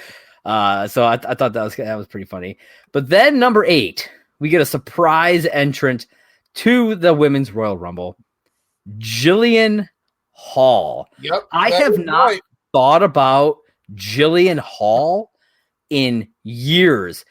And they say her name, and I'm like, the chick with the giant mole on her face? Yeah, but Boogeyman ate the mole. I know. I remember that. I'm just like, they make the comment during the match. They're like, oh, somebody should tell JBL his image consultant's here. Ha ha ha ha ha. And then somebody else was like, yeah, but where's the mole on her face? And I'm like, Boogeyman fucking ate it? Like, yeah. Oh, like, seriously. History. It was so gross, but it was awesome. Now, Jillian looked good. She thickened out. She did. Now, go ahead. Sorry. No, it's fine. Yeah, no, I agree. She did. She definitely looked good. She came out doing that bad singing thing. That classic Jillian Hall. But in all fairness, though, Billie Kay gets her tag team partner. She does, man. Billie and Jilly. I loved it. I thought it was hilarious. And Jillian Hall's enthusiasm to join her, I thought was great. I loved it. I thought it was a perfect person to kind of just have her team up with for a bit throughout the Rumble. Then we get Ruby Riott come out at number 9. Ruby's great. I love seeing her do a thing. She wrecks some shop when she gets in there, as usual. The number 10, I was like, what? This hadn't gotten spoiled for me at all, so I was happy about that. Victoria, baby. Victoria came out. I was like, holy shit. I was doing everything I could not to tell you about like the 2 big returns from their women's and the one from the men's. Yeah. It was Victoria and Christian. And I took everything I had not to spoil either of those for you. Oh yeah. I had pretty much the same reaction. I think the Christian reaction was bigger than the Victoria one. Yeah, but we'll get there when we get there. Yeah. But I was super pumped to see Victoria. Dude, she looked good too. Yeah, she did. And then Peyton Royce comes out 11, and we get to see a widow's peak from Victoria because Peyton Royce does a similar version of that move. She does, and Victoria's like, not having none of this. Boom! Not while I'm in the ring. Yep. Fucking just nails that shit right down, and I was like, oh. Yes, dude, it was perfection, man. Like, dude, it was so good to see that. I was so happy about that. Then we got someone I'm not too familiar with. I'm assuming she's NXT. It's Santana Garrett at number 12. I don't know a lot about her. She's newer. Yeah, she wasn't in for very long. No. Then number 13, we got Liv Morgan. Yeah. And at this point, there are 12 women in the ring. That's a lot of people in the ring, man. Honestly, that was more than I expected. Yeah. Shotzi at this point is the only one to have gotten eliminated so far. Yeah. I was like, when I realized that, I was like, damn. I was like, holy shit. I was just shocked that nobody else had gotten eliminated yet. But it doesn't last long because Jillian Hall turns on Billie Kay. No more Billy and Jilly. But Billy winds up getting the upper hand and taking out Jillian, eliminating her. She becomes the second elimination. And then the Riot Squad, they team up and take out Billie Kay. They do. So Billy and Jilly, boom, boom, both of them out right then and there. So it was a good run, I got to say. I like that we got to see some stuff from Billie Kay doing. Like, she was never my favorite, but this whole thing that she's been doing has been actually pretty damn funny. And so I've enjoyed that. So I hope we get to see some more funny stuff from her. She's funny, man. I gotta admit, she's funny. I like that part. Then Rhea Ripley. I was again super pumped for this at number 14. She comes in and takes out John's future ex-wife, Toni Storm. It's okay. John's big bad booty mama. Yeah, that's right. She's mommy, I'm just saying. Yes, it's true. And this is the first of many eliminations for Rhea Ripley. She takes a ton of people out. I think it was like, I don't even remember how many. It was a lot. It was quite a few. I was keeping track for a while, and then I think I lost count toward the end. It was probably upwards of at least 10. I mean, really, I think I lost count at like 7, and the match wasn't over yet. So, and so at this point, once Rhea Ripley gets in, we just see a bunch of people get eliminated. So, like I said, Toni Storm, Victoria's eliminated. She hits her head on the floor. We talked about Carmella hitting her head. Yeah. Victoria did too. I was like, oh shit! It's like Victoria forgot how to land a rumble bump. Or I mean, technically they didn't have women's Royal Rumbles, I think, back then, but a Battle Royale at least. True. With cheese. And then Santana was eliminated by Rhea Ripley. And then John's favorite comes out at number 15, his absolute favorite. He loves her so much, he would marry her and take her on vacation. Charlotte Flair. You're a funny man. I try to be funny. I try to be funny. At this point, Bayley slides underneath, I think, the rope and takes out Ruby Riott. Ruby, I think she was on the outside of the ring when this happened. Tricky Bailey over here. You know, that's a smart way to do it. You know, just slide right out and just take them down. I don't know why you don't see that very often. I feel like people should utilize stuff like that more. I feel like we saw innovative things for both Rumbles this year that you don't really see in a lot of other Rumbles. It's true, man. It's very true.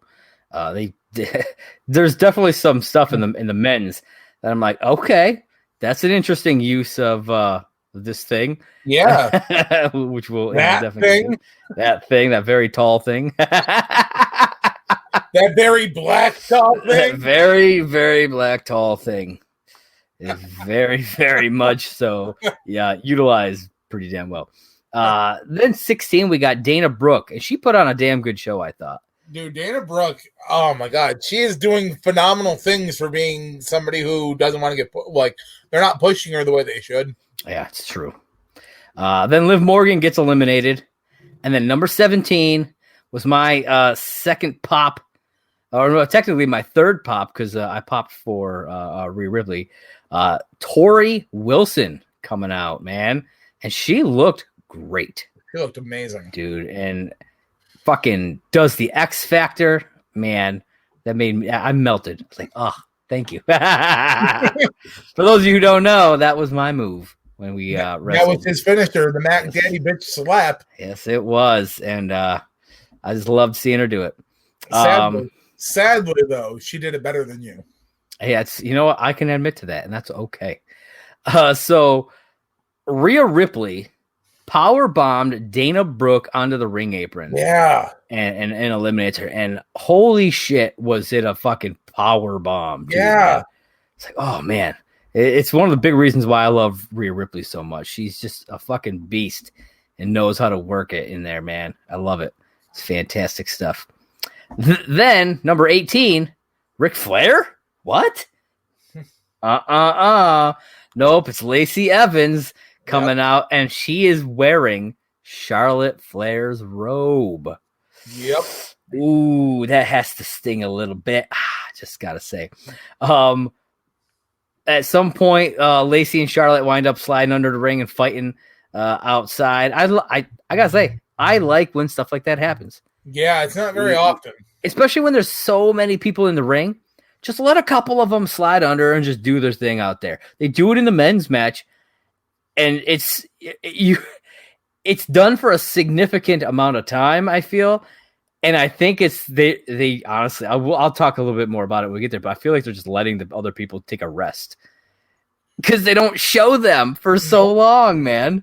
But yeah, so that's one of the moments where I'm talking about they go further than 90 seconds. Yeah, you're right. Yeah, absolutely. Yeah, so like I said, Lacey and Charlotte doing their thing out there. Yep. Charlotte angry winds up eliminating Peyton Royce. Then Tori is eliminated. Then Bailey gets eliminated. Bailey was number one.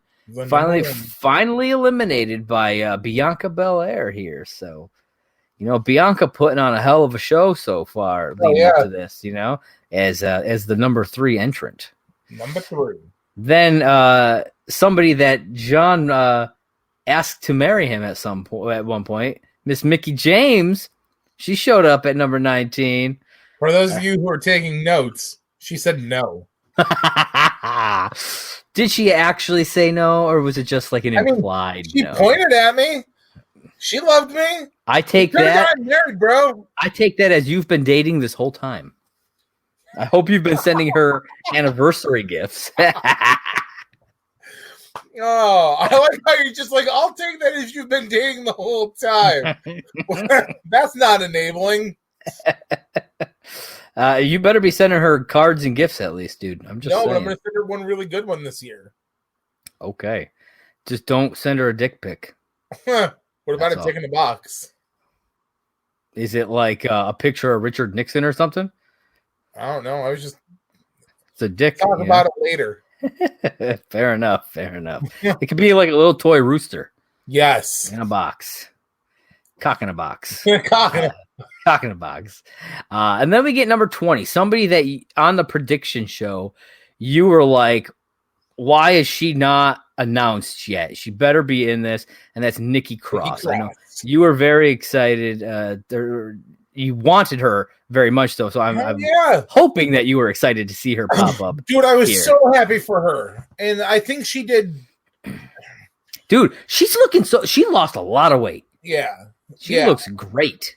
She got eliminated faster than she should have, though. I agree with that, but I still think she looked really good. She put on a really good show here. And then number 21, we got a return here. I assume it's probably just for the night. Alicia Fox. Surprise entrant. And right after Alicia comes out, R-Truth comes running out and is told he's in the wrong Rumble. He pulls the thing that he tends to do on the pre-show where he's like, oh, yeah, I'm here for Raw Talk or whatever. Yep. And instead he's like, yeah, it's the men's Rumble. Like, no, it's the wrong Rumble. And then a whole bunch of dudes come chasing after him because, he's the 24/7 champ. And then Alicia Fox takes him out and pins him to become the new 24/7 champ. Or at least for 2 minutes and 5 seconds, as commentary specifically tells us at one point. As she winds up getting pinned after number 22, Mandy Rose, comes out. Alicia Fox gets eliminated, and then R-Truth pins her to win the title back. And then all the guys chase after him, and Alicia Fox gets up and chases after him too. Yep. I was hoping to see more from her throughout the night then. Because R-Truth pops back up, so I was hoping that she would pop back up too, but it didn't happen. So let's just don't get your hopes up, people. Go back to that last entrant coming in though. Mandy Rose, good. She looked good. She did. I was like, damn. I know you've always been a big fan of Mandy Rose. So. Oh yeah. And her and Dana Brooke tag teaming is awesome because they've got a very similar physique. They're both really good looking women. And they're talented, way more talented than they're given their credit. That's true. And I'm like, when I saw Mandy Rose coming out, I was like, damn, girl, okay, you look like a whole snack over there. Let's just figure out, which snack you going to be tonight. She got in the ring and threw Alicia Fox at her. I'm like, oh, damn, she an Almond Joy because she got some nuts going on. Damn. She's an Almond Joy because she got some nuts, dude. Perfect. Fucking perfect. Wish you'd have been drinking your water because I'd be seeing water. Oh my god, it'd have been all over my fucking computer. Fuck. This whole podcast would be done because it would have fried my shit. All because Mandy Rose had to go and be a fucking snack. That's right. Then we got number 23, Dakota Kai. That's right. After this, Mickie James gets eliminated. Sorry, John. Yeah. And then John's new favorite, number 24, Carmella. She comes out. And then we get a few eliminations here before the next person comes out. We get Rhea Ripley eliminating a couple more people, both Dakota Kai and John's snack, Mandy Rose. Both get eliminated by Rhea Ripley. Then Carmella almost eliminated here, but was caught by Reginald. I want to get your quick thoughts on that. What did you think about that spot? Well, I mean, it's Reg.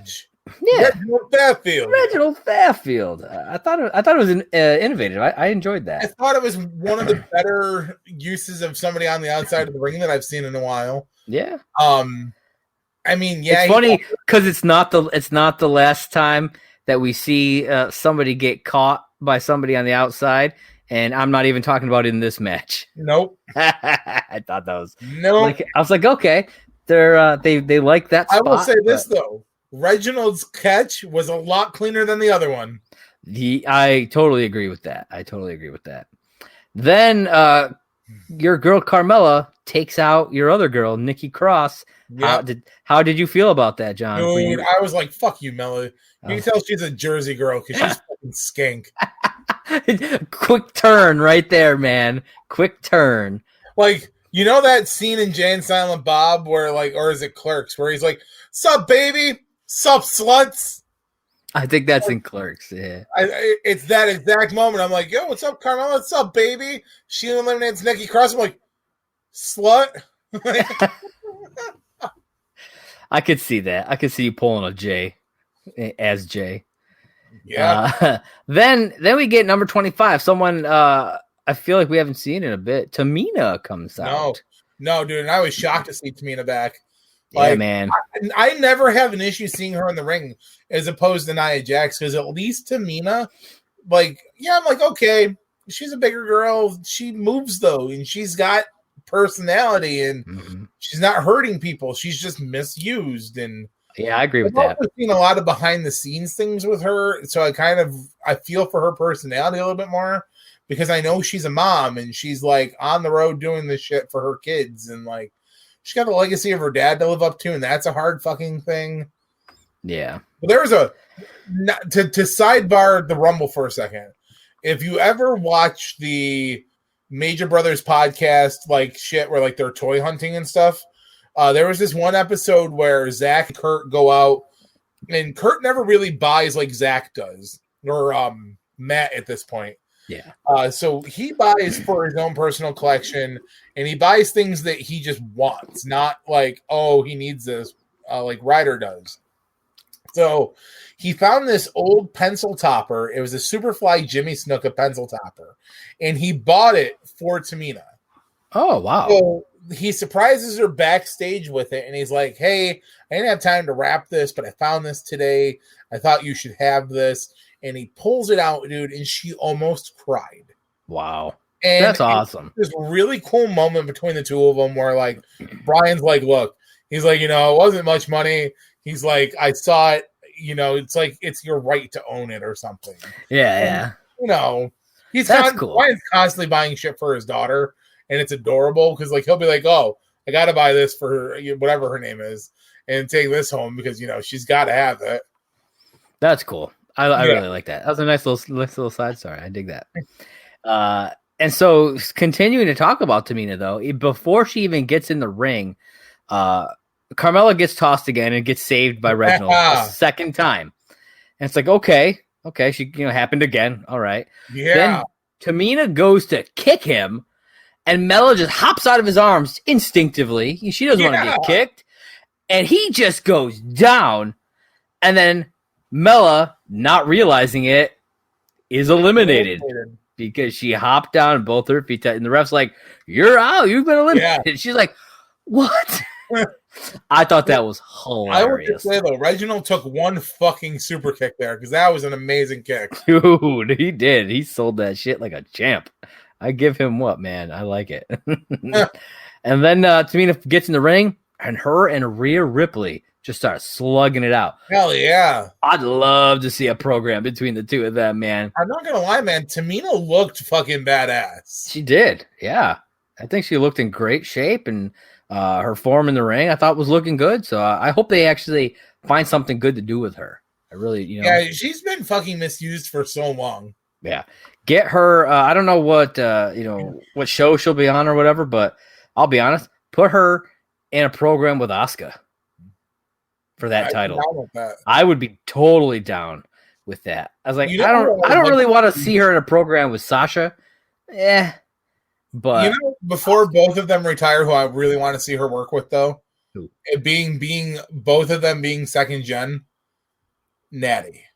Oh yeah. Because Natty's got the second generation going for her.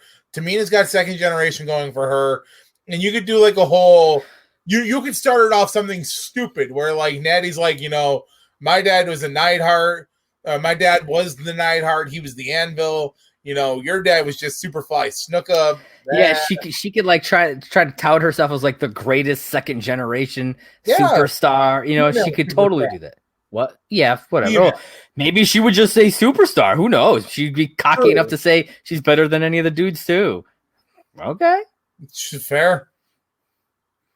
Yeah, I could see that though. I think it would, in general. I think it would be a good program, and that would be a good way to kind of do it. Yeah. And it's you don't have to have Tamina be a baby face, quote unquote. She's just a monster. Hell, you know what I mean? 2002 Triple H.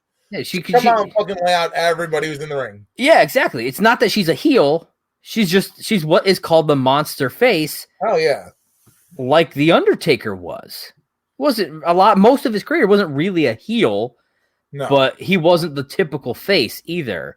You know, he's that monster character that just decimates whoever's in his way, but doesn't necessarily go out of his way. You know, and I think they could do that with Tamina pretty easily. I think. Oh yeah. I don't know. All right. Then, like I said, Tamina and Rhea were slugging out, and then Naomi gets tossed, hits the ground, but her feet never touch the ground. Lands on her back, and this was hilarious. Bianca Belair almost gets pushed out of the ring, and Naomi still out there on her back trying to figure out how the hell am I going to get in the ring without putting my feet on the ground. Uses Bianca Belair's hair to get her feet back into the ring. And then they help one another to get fully in the ring. I thought that was a really cool spot. I don't know about you. It was kind of cool that they cat fought a little bit while they were doing it. Yeah. And then they realized they had to help each other because neither of them were going to get in on their own. I will say it was an amazing spot though, and it shows a lot of agility between both women. Yeah, to be able to be hanging that far off the ring and help each other back in. Yeah, it was great because we always get a few of those spots where someone gets tossed, but they're not actually eliminated. And they find their way back in for whatever. We didn't get that from the men's rumble though this year. We didn't get a Kofi Kingston. Oh, well. Hey, Jomo was in there. Technically, we did with AJ Styles, but we'll get to that. I mean, I know it's not the same, especially because it was a copied spot from the women's match, but technically, but we didn't get like a classic Kofi spot, which... No. Like I said, Jomo's done it, though, before, too, and he was in the match. That's true. I think they had so much else going on. I think that's why. They did. I really think that's why. So then, number 26, Lana makes her return. And she seemed, I don't know if it was hesitance or just like she was like determined, but being kind of strategic. I'm not sure what it was, but she wasn't like, she didn't like run into the ring kind of a thing. You know what I mean? No. I think... Yeah, that's very possible because she did very well. And then, number 27, one of John's faves, Alexa Bliss. Oh, yeah. And, I'll be honest, I was hoping that we would actually get to see more. Yeah, but I kind of like what they did. Because, like, she gets in the ring, she does, like, her 30 seconds, and then she goes, fuck this, I'm going to transform into the Fiend Bliss, and everybody's instantly like, nah, fuck that shit. Boom! Yep, and Rhea Ripley takes her out for her number 6. At this point, she's her number 6. Yeah, I thought it was kind of cool because like you get to start to see the transformation. I was like, all right. It's like, are we gonna see like I was hoping that the lights would go out and then boom, she would just be there all fucking nutty looking and take out a few people. Didn't have to take out a bunch, just take out a few. And then just made an elimination while she was in the ring. No, she came in and was eliminated before the next person came out. So in that 90 seconds, she was gone. Because number 28 was Ember Moon, and she came out on fire, dude. Fire. I'm a big fan of Ember Moon. I really like what they've done with her. Yeah, and, she's one of my favorites over there. Her go back to NXT has been very non-detrimental for her. It's been very rediscovery, actually. I feel like she had a real resurgence in her career by going back to NXT. I feel like she has redefined who Ember Moon is. Yeah, I agree. Yeah, absolutely. Then Nia Jax comes out. Before this, I think Shayna Baszler got tossed through the middle of the ropes. Yeah. She was on the outside when Nia comes out. And then they get in, just start like clearing house in the ring, which, I mean, it makes sense. You know, they want them to look strong. They're a team. They just won the titles. Yep. They're supposed to be like this powerhouse female tag team. So it makes sense that this would happen. They take out Lacey Evans, Ember Moon. Naomi finally gets eliminated after 47 plus minutes in the ring. Yeah. And then they come face to face with Tamina. And Nia doesn't want to go after her. You know, she's like, "Your family." Yeah. Shayna, on the other hand, has no qualms with going after Tamina. I thought that was a really cool moment because it was like there was a moment in there where like Nia's like, no. Your family. Yeah. And then she fucking hit her. And she's like, I mean, you know, it's the Rumble. Yeah. And I was like, oh no. But I mean, she didn't hit her until after she went after Shayna, who went after Tamina first, but her. But then they teamed up and eliminated Tamina. So because I was worried, because she was like, "Oh, your family," and then Shayna just hits her. You know, I was almost worried that there was going to be this tear apart already? Riff, yeah, because of that. But no, she had her partner's back. In that moment. What about this? What if Tamina was to like find somebody is equally powerful as like how like you got Nia Jax and Shayna Baszler, Rhea Ripley. Yeah, bring her up, Rhea Ripley. I mean, yeah, and then Tamina and Rhea versus Nia and Shayna. Dude, that would be a fucking match. Phew. Damn. Oh, I need this to happen. Then they start fighting each other. Yes. And Shayna gets eliminated by Nia. I was like, then it really started hitting me. I was like, they just won the titles. They're going to break them up. I was like, come on. That was weird that she eliminated her as well. Cause I'm like, I get it. It's the Rumble. It's every person for themselves. Yeah. And she says that to her, Yeah. But I thought it was like, why would you do it already? Yeah. Like, she's your partner. She'll have your back, especially since you just had her back against Tamina. You guys could have cleared house and came down theoretically. We all know how wrestling works. But, theoretically, they could have cleared house and it could have came down to the two of them. They could have just brawled it out. Yep. But she decided to go way earlier than I was expecting anything like that to happen. And then Lana comes up and takes out or attacks Nia and then sneaks out of the fucking ring. Hell yeah. But she did it in such a smart way, though, knowing to go under the ropes or through the ropes. Yeah. And made sure she wasn't eliminated. And then Nia chases her, gets back in the ring. Nia goes to fucking trample over her, and Lana ducks with the ropes, and Nia eliminates herself. It was perfect. Lana did such a good. She baited her. Oh yeah, she got her to chase her around, slid back in, got her to run right after her. She fell right into her hand the whole time. The only thing that pissed me off about this is that when this moment happened, I was like, "Yeah, it's not done yet." And Nia and Shayna get back in the ring and just take out everybody. I kind of like that because you don't see it often, where eliminated people get back in. No, but you usually at least see it once every other year. Yeah, I can see that. Somebody gets back in the ring and just demolishes somebody, or they eliminate somebody. And I'm like, after somebody gets eliminated, if they get back in the ring and eliminate somebody, that elimination shouldn't count because that person is not in the Rumble. Yeah, but the problem is, there's no DQs at all. I know. So there's essentially no rules in this match. So unfortunately, you know what I would do then if I was the number one entrant? I would grab myself a steel chair and get in the fucking ring then. No, seriously, man. Because then number two gets in the ring and just BAM! And then pick him up and throw his lifeless fucking body over the rope. Number three comes out, BAM! Pick his lifeless body up and throw him over the fucking rope. 100%. Like Brock Lesnar dominating his Rumble. At least you're going to have a pile of lifeless bodies on the fucking floor.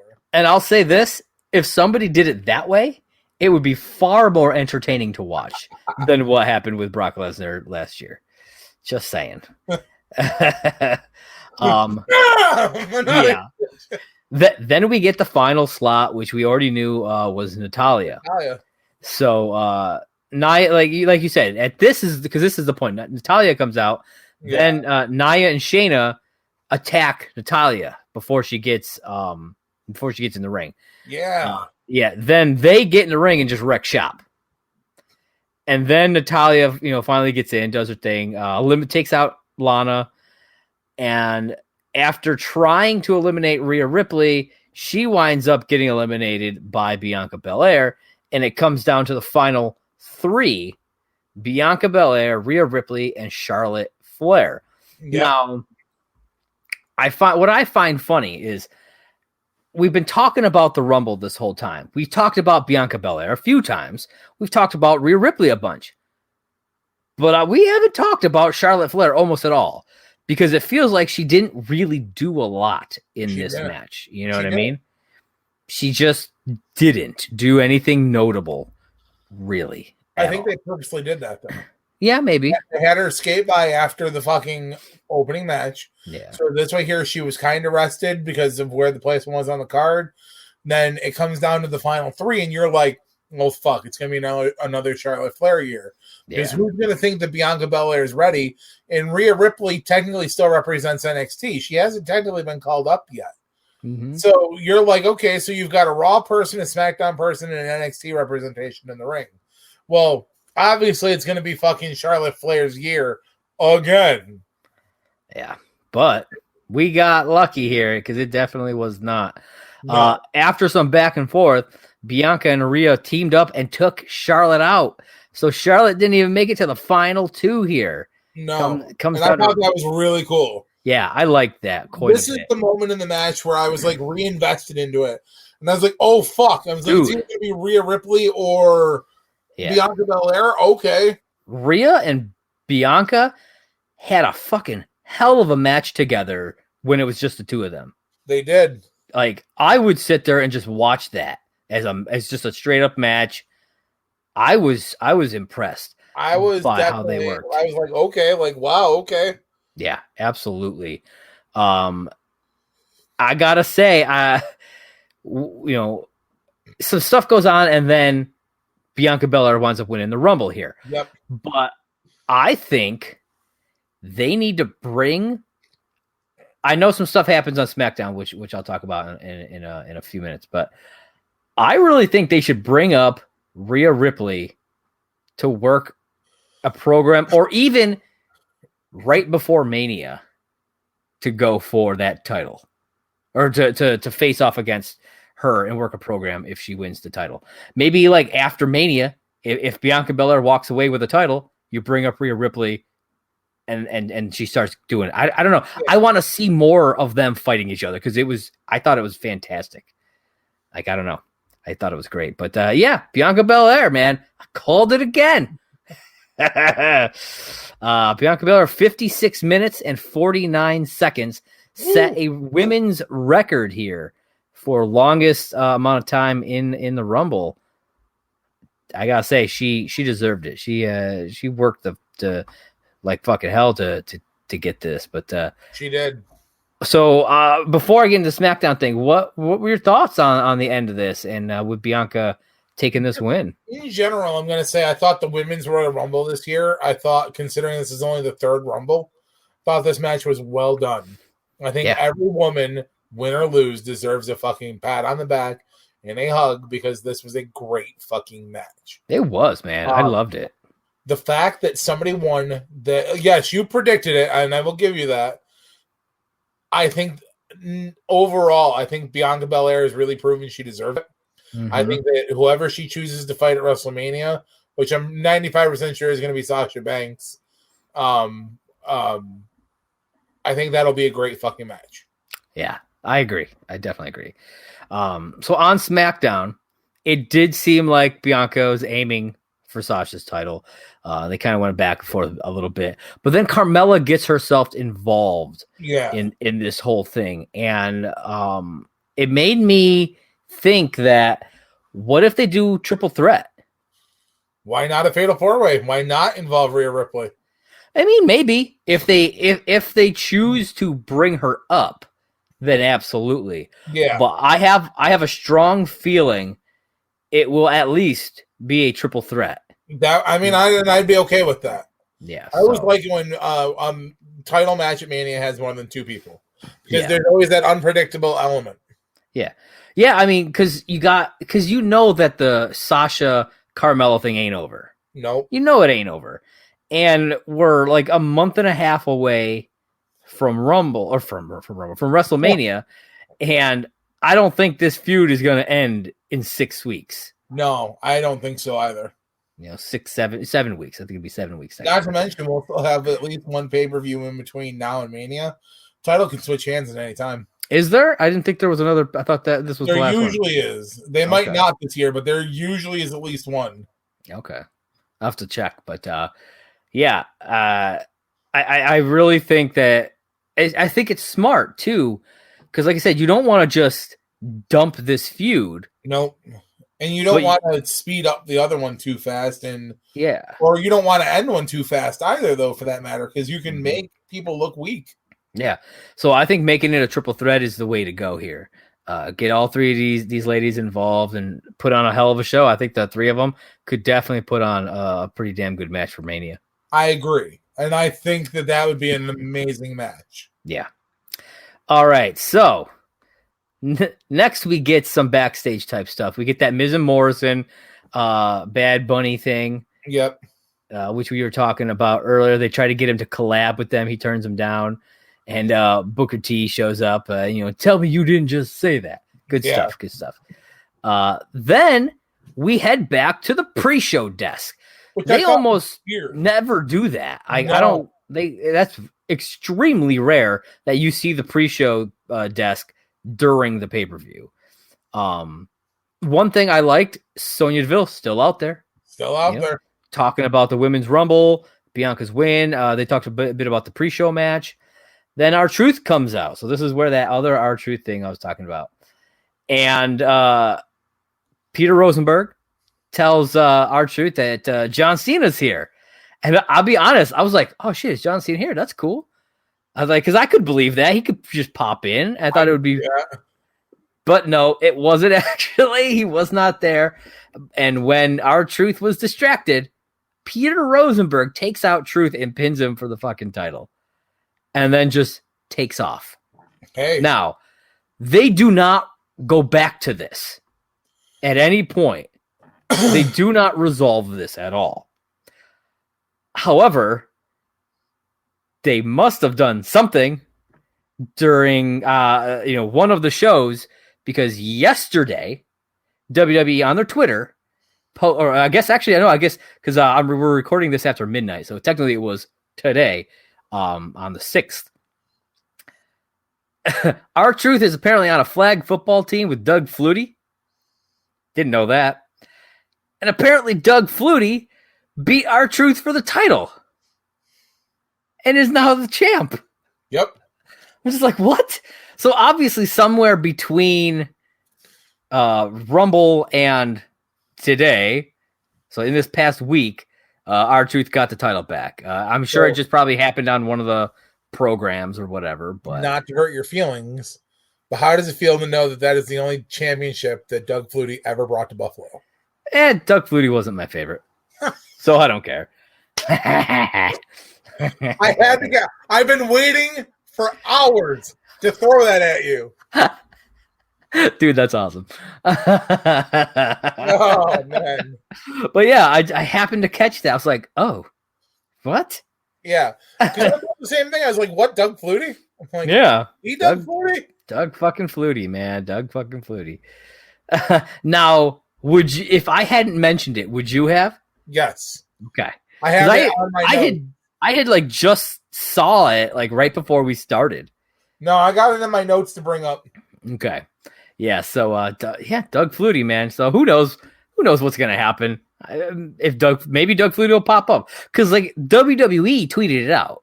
Yeah. It wasn't just like something random. Like they officially tweeted it out. I mean, hey, it just proves that anybody can be 24/7 champion. It's true. So maybe like Monday or something, we'll see Doug Flutie pop up on Raw. Who knows? That'd be awesome. That would be kind of cool. I think I would dig that. All right. So what was next? Oh, okay. So after all this, they re-show the build up to the Roman Reigns Kevin Owens match, all the stuff with like Adam Pearce and everything. Yeah. And I gotta say, seeing it all together as a package, I kind of really dug how it played out. Yes. Just like, I don't know. I really liked it because I remember back when we were talking about this, him trying to get out of the contract or whatever, and then it wound up being Kevin Owens. I remember us talking about it on the show, and I was like, what is the point of all this? Why are they Adam Pearce, really? But seeing it all together as a package, I really liked it, man. I thought it was cool. Yeah. So, all right. And so speaking of, we are going to be getting into the next match, and that is Roman Reigns versus Kevin Owens in a last man standing match for the SmackDown Men's Championship. All right, Johnny boy, take us away. All right. I have some really basic notes for this match. This match was great. And I don't just say that lightly. I mean, this match was great. Dude. It was hard-hitting. It was action-packed. It had moments where literally I was like, oh my fucking God. Oh my God. Yeah. Oh my fucking God. But I'm also calling bullshit. Okay. Now, usually we break it down. If you haven't seen this match already, I'm gonna say it like this. Instead of Josh and I breaking this match down bit by bit by bit, go do yourself a favor and watch this match. That being said, I want to talk about the bullshit ending to this match. Now, Roman's handcuffed to the trout. Yeah. Okay? The ref starts the count. I noted this too. I was like, okay. I'm like, oh my God, this is something innovative. We've never seen something like this done in the last man standing match. And obviously, something happened where Paul Heyman wasn't there originally. So they're killing time. So Roman grabs the ref and he fucking smashes the ref off the fucking. Yeah, he gets to 9 and he grabs the ref's shirt and pulls him into the lighting fixture. That's right there. Yeah. Which I'm like, oh fuck. Okay, the ref is out. They're killing time. Yeah. Well, obviously Heyman gets in there and he's having problems getting the handcuffs unlocked. Yes, he is. Now, they bring another ref on screen, and he's like, gotta do my job. He starts the count. 1, 2, 3. He looks at Owens. Owens is starting to get up. He goes, 4, 5. Looks over and realizes they're still struggling. He goes and just 6. stops. No, I didn't hear a 6. I didn't hear a 6. And then stopped. Okay. See, I never heard a 6. I wrote down that he stopped at 5 because I didn't hear that. But so this is absolute bullshit. Because the ref can clearly see that Roman's not up at this point. But yeah, let's stop the fucking count. Yeah. So I noticed that after what would have been about the 8 or 9, Roman got to like kind of on his feet. Yeah. But you can also tell that they were still killing for time. Now, this is where if I was Kevin Owens, I would have tried to have like improvised. I think he should have came in with a boot to Roman Reigns' face. Okay. And then like Roman I think down. What I think is the ref gets the 5. He should have just been getting onto his feet the way he did while he was still cuffed. Just do that so that you can be on your feet while still working. It stops the count so they don't have to worry about it. I think they were too busy focusing on trying to uncuff to be like, oh, maybe we should stand up. And then the ref had to be like, well, I can't keep counting. Yeah. If it's going to fuck the ending of this matchup. Yeah, because there's a possibility that he would have hit 10. Oh, yeah. He would have. 100%. 100%. He would have hit 10. That is the only demerit I have on this match, is that ending got so fucked up because of that. Yeah. That it really, yeah. I was like, wow. Now, I don't know if it was like Heyman's fault, if it was just, I don't know if it was Kevin Owens' fault for where he placed the cuff. I have no idea. But yeah. I mean, it was an obvious something happened. Yeah. I don't blame anybody. It was a fluke fucking incident. Yeah, they just couldn't get it done. That much attention and almost fucked up the match. Really, as much as I love this match, I was like, wow, that really fucked up. Like, I'll be honest with you, I don't think they should have sent a ref out that quick. That too. I mean, I agree with that just because of how that played out. Yeah. They should have waited, until it seemed like they were ready to uncuff. Yeah. Sent the ref out. Then they could have started doing it. They could have uncuffed. They could. I don't know. I feel like that's how it should have went down. But yeah, the fact that he stopped at 6-man really took me out of it. I get that. I'm glad that like the rest of the match happened the way it did. Dude, the rest of the match was fucking nuts. Hard hitting action, man. Like this was a great match. So, if any of you have ever watched this show before, anytime we do a pay-per-view, we do stats at the end where we give like our best and worst matches and stuff and moments and stuff. There are multiple, I've been wrestling about what I'll pick for my moment. Multiple moments are in this match that I have written down, that I'm still trying to decide. My moment of the night is definitely from this match. Yeah, it's nuts. There's so much going on in this. Fuck, man. Yeah, you said you didn't want to. You said you didn't want to break it down, so I don't want to go too crazy into it or anything. But there's some wild stuff going on. If you had to pick one moment right now, just to draw the fans in to make them watch this match, what one moment would you say? Kevin Owens gets hit with a golf cart. And it was sick, dude. See, you go for the golf cart, and I'm in my head, and I'm like, Kevin Owens senton bombs Roman Reigns from a forklift.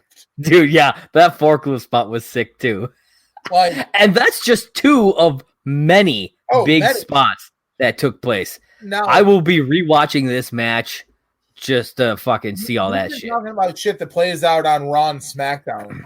Can we talk about how a lot of fans uproared about the golf cart spot, saying that it very much did they really Matt Hardy in AEW? Oh, I didn't know they did ran that. Over Sammy Guevara during their. Oh yeah, I forgot. About that. And a lot of people were like, "Oh, they sampled that, they took it," and people were just like, "Oh well." You telling me that nobody's ever used a golf cart in wrestling ever? WrestleMania 17 or 18. There you go. Show Kane and Raven. There you go. When Raven almost kills all the power to. Oh my God, I remember that. Yeah. Yeah, I remember that. There was 2 golf carts, but yeah, it was what it was. So yeah, I mean, it's not like golf carts have never been used or anything. No. I get it, but come on, people, get over it. Let's just say this one though: Roman Reigns attempted fucking manslaughter. And dude, he hit that fucking shit hard, busted out that plexiglass. Damn. So many. I'm gonna be watching this match again because so much good stuff happens and it is wild. Now, if you can't tell by the way we talk, obviously the fucking Roman Reigns era fucking continues on SmackDown. Yes. Which I called. I knew it was not ready. This was not gonna happen. And I will say I was impressed by the fact that Jey Uso did not get involved. Yes, I have that written down here. There was the only quote unquote interference was Paul Heyman coming to unlock the cuff. Yep. I was shocked that he pulled out this win on his own. Yeah. And I think that this will give legitimacy to being able to end the feud. Yes. You know what I mean? I think that he needed to win this one on his own as well. Mm-hmm. I think WWE has been really paying attention to the fan backlash about how much Jay's really been getting involved.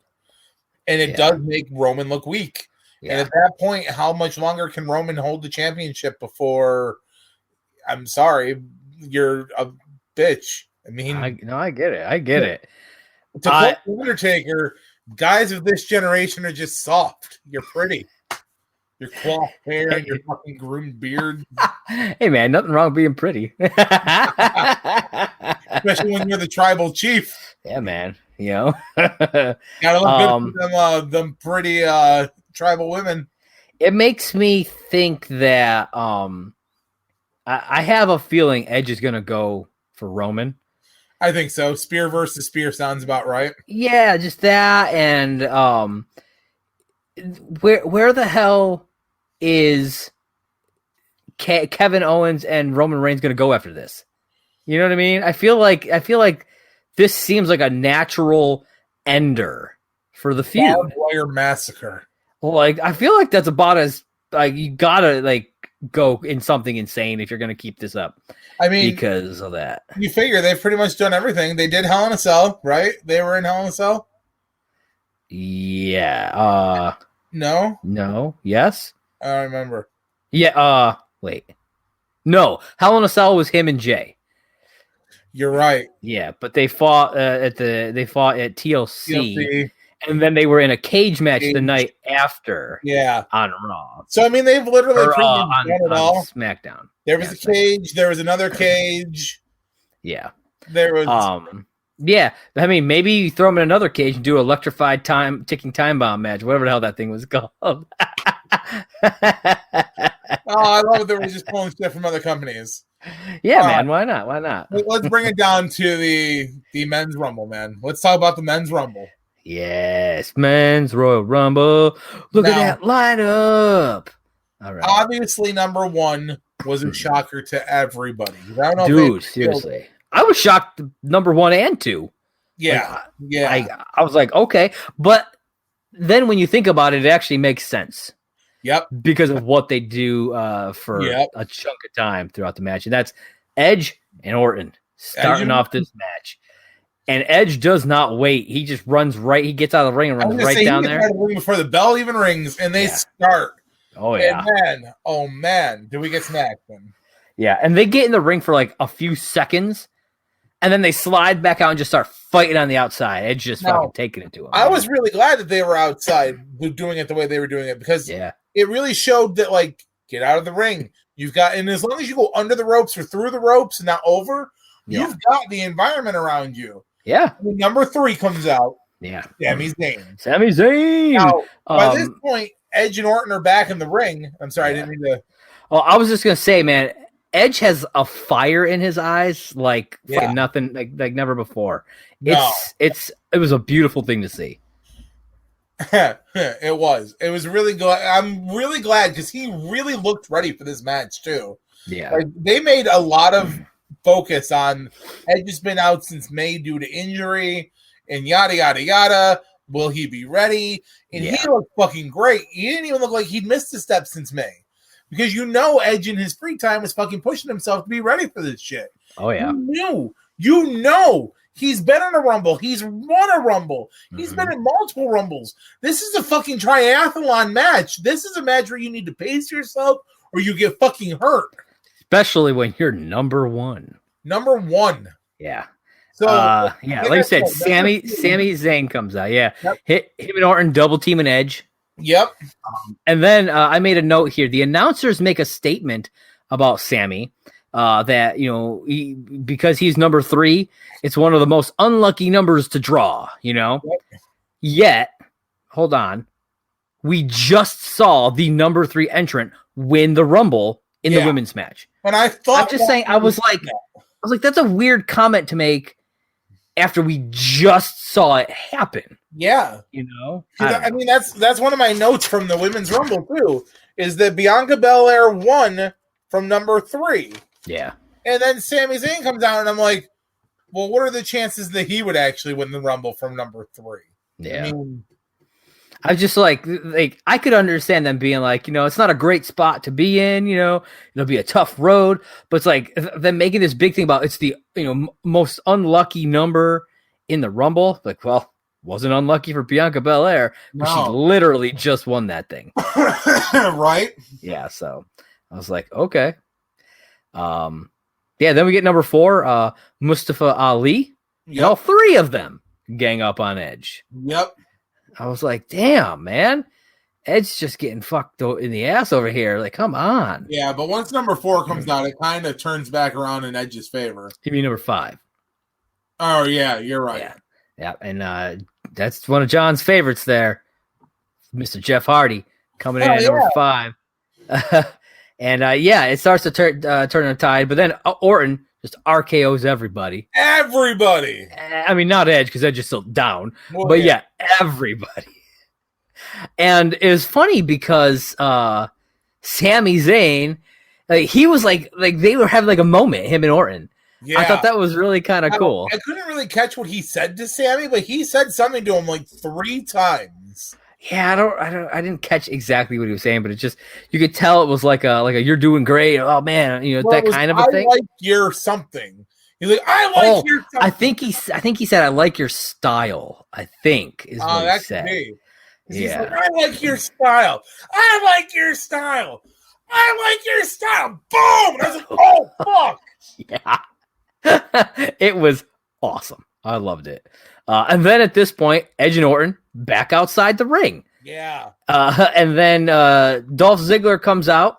This apparently his 14th time in the Royal Rumble. Yeah, I thought that was actually a really cool mention, though. Yeah. But like, Dolph Ziggler 14 times in a Rumble, and I'm like, wow. Yeah. And so throughout this is where they switch focus from the Rumble over to Edge and Orton. Yes. And they stay on Edge and Orton for a decent chunk of time. And you had brought it up earlier, more than 90 seconds. Way more. Yes. And not another person comes out during this whole time. And obviously, it's like, that nothing big is happening in the ring, because why would they bother if they're not being filmed? I mean, they're probably doing some stuff, maybe a little basic chain wrestling here and there, just so that if they catch them, in the corner of the camera or whatever, they're not just standing around doing nothing. But obviously nobody's getting eliminated. Nothing crazy is happening during this time, which I found interesting. It's not something you normally see from the Rumble, where they take the focus off of it and just focus on like 2 wrestlers just doing their thing. I kind of liked it. It really helped push that Orton Edge feud a little bit more. I dug that. Then we get our first elimination. Jeff Hardy's eliminated by Dolph Ziggler. And Edge is almost eliminated. Yes. Yeah. Orton bleeding at this point. Orton getting all messed up. Yeah. I was like, oh, Jesus. Elbow of all places, too. Yeah. Who knows what happened, man? He probably smashed into like the comm table or something. Who knows? Well, I'm 95% sure. I went back and watched it just to make sure. Okay. I think he got cut open during what I'm going to call the execution onto the announce table. Oh, okay. Because I noticed there wasn't much after that there was blood. And I honestly didn't notice the blood until he was like leaning on the guardrail outside after the vicious chair shot to the quad. Yeah. And I was like, oh shit. I'm like, he's bleeding everywhere. Yeah. So, and I wonder if the bleeding was part of why they pulled him back, or if that was a plan the entire time. I don't know if the blood was planned, but I think I'm not talking about the blood. I mean the going into the back. Yeah, I think it definitely was, because I think that's why they had the medical examiner looking at his knee. Okay, yeah, makes sense. But I mean, I guess it's 2 birds, 1 stone. Get his elbow fixed up as well. Absolutely. During that time. Then we get Shinsuke Nakamura. I mean, he's always great to have out. Good. I'm so glad it went back to his old theme too. Yeah. And this is when Orton winds up getting taken to the back. Yeah. He can barely walk going back there. So I thought that was kind of cool. Yeah. Oh yeah, dude. They milked it hard. Took forever to get him I back thought there. He was going to come back down at least once before he came back. Yeah. I was like, okay, he ain't going to make it to the back. He's going to run back in there. And then obviously he goes to the back, and I'm like, well, okay, maybe he's really hurt. Yeah, they definitely milked it, but they gave us some good Orton stuff, when he was out there at least. They did.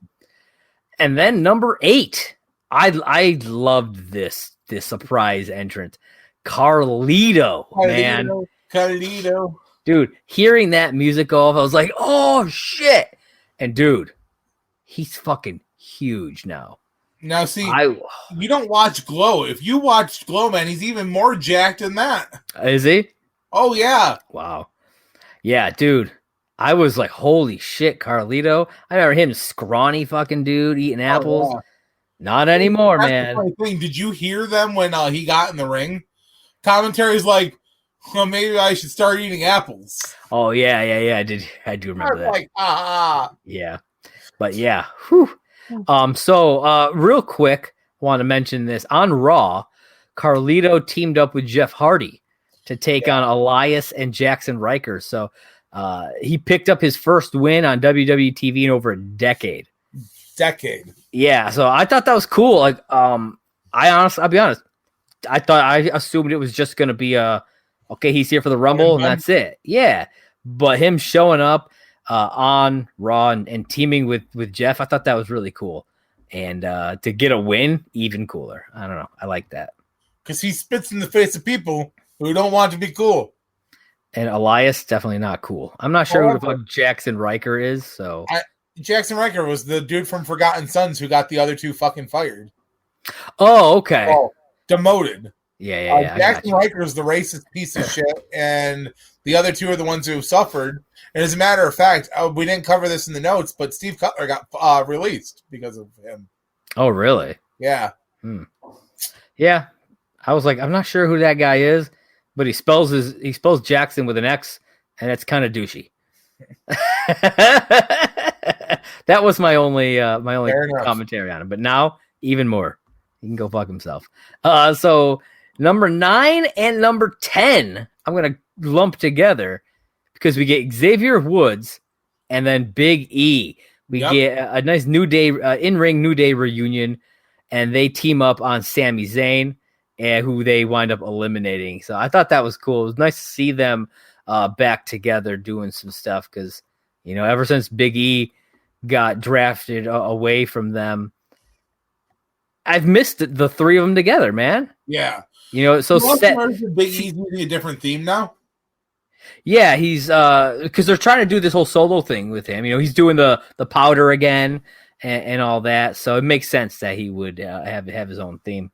But I miss them as a trio. I really do. So it was really nice seeing them all earlier in the night. You know, during that backstage segment with Sammy. I loved seeing the three of them together. So I don't know. Hopefully we get more little things like that. But hopefully they never make like Big E turn against them. You know what I mean? I would not like that. That would be horrible on the WWE's part. Yeah. So then we get number 11, John Morrison comes out, and then in between number 11 and 12, we got Big E tried to save Xavier from being eliminated. Yeah. But Ali winds up taking him out, and then angry Big E takes out Ali. I kind of liked this whole little sequence. It really showed that E is still, you know, he's still a member of the New Day, no matter what. Still loyal. You know, and I really like that because, like we were just talking, it would suck to have them, you know, be permanently split and not have any sort of linkage to one another. Then we get Ricochet at number 12. This dude's real good, man. I liked what he was doing in the ring. I like him a lot. WWE's resident superhero. Yeah, man, I like him a lot. The next guy, not a big fan of, Elias, but he did get some good shots in. He did get a few good shots in. In the short amount of time he was in there, because once Damian Priest comes out, Elias was very short-lived. Priest looked fucking awesome in this match. He totally did. It was great. He looked so good here. Okay, so after Elias gets eliminated before the next person comes out, this is when they show us that Orton is in the back, you know, getting ice on his knee, and they're taking, you know, they cut off his knee pad and all that stuff. So they're really making sure we know he's back there. Oh, this is serious. You know, just because they don't want us to forget about Orton throughout the match. And it's at this point that I realized Orton's coming back for the end of the match. Oh yeah. And I'm pretty sure, like later on, you had mentioned it before too, but the commentary, it's during this commentary is like, "Oh, Orton was never eliminated." Okay, and I'm like, "Yeah, he's fucking coming back." Yeah, absolutely. I mean, I never once believed that he was just going to be gone. You know what I mean? No, I was like, he was never eliminated. That guy's coming back. I don't care what anybody says. He is 100% coming back, and eventually he does. So number 15, we got The Miz. This was his 13th Rumble appearance. They made sure to mention that. He comes out and he destroys the Bad Bunny's DJ equipment. Still apparently angry that Bad Bunny turned him down for the collaboration, which was really funny on his part too. Yeah. So why are you going to waste that much energy to trash a fucking DJ table when you should be focused? He came out at 15, you said, right? 15, yeah. So, yeah, you've still got 14 other guys on the other side of you, plus the people in the ring, and you're going to waste energy on a guy saying no to you. Yeah. So smart. And what I thought was funny, he comes out with the briefcase, right? Yep. And he leaves it up there. Yep. He doesn't bring it down to the ring with him, which he could have. He could have used it. He could have gotten in the ring, smashed a couple heads, whatever. Would have been awesome. Man, he was my fucking pick to win the Rumble. My second pick to win the Rumble. Yeah. And I'm like, okay, well, he's wasting all this energy. He's getting eliminated quick. Yeah, it's true. Unfortunately. So then Bad Bunny comes out, and during the distraction, the Damian Priest eliminates both Miz and Morrison. Yeah. So, like you said, you had him. He was your second pick, and dude doesn't even last, until another pick comes out. Nope. he gets eliminated out here.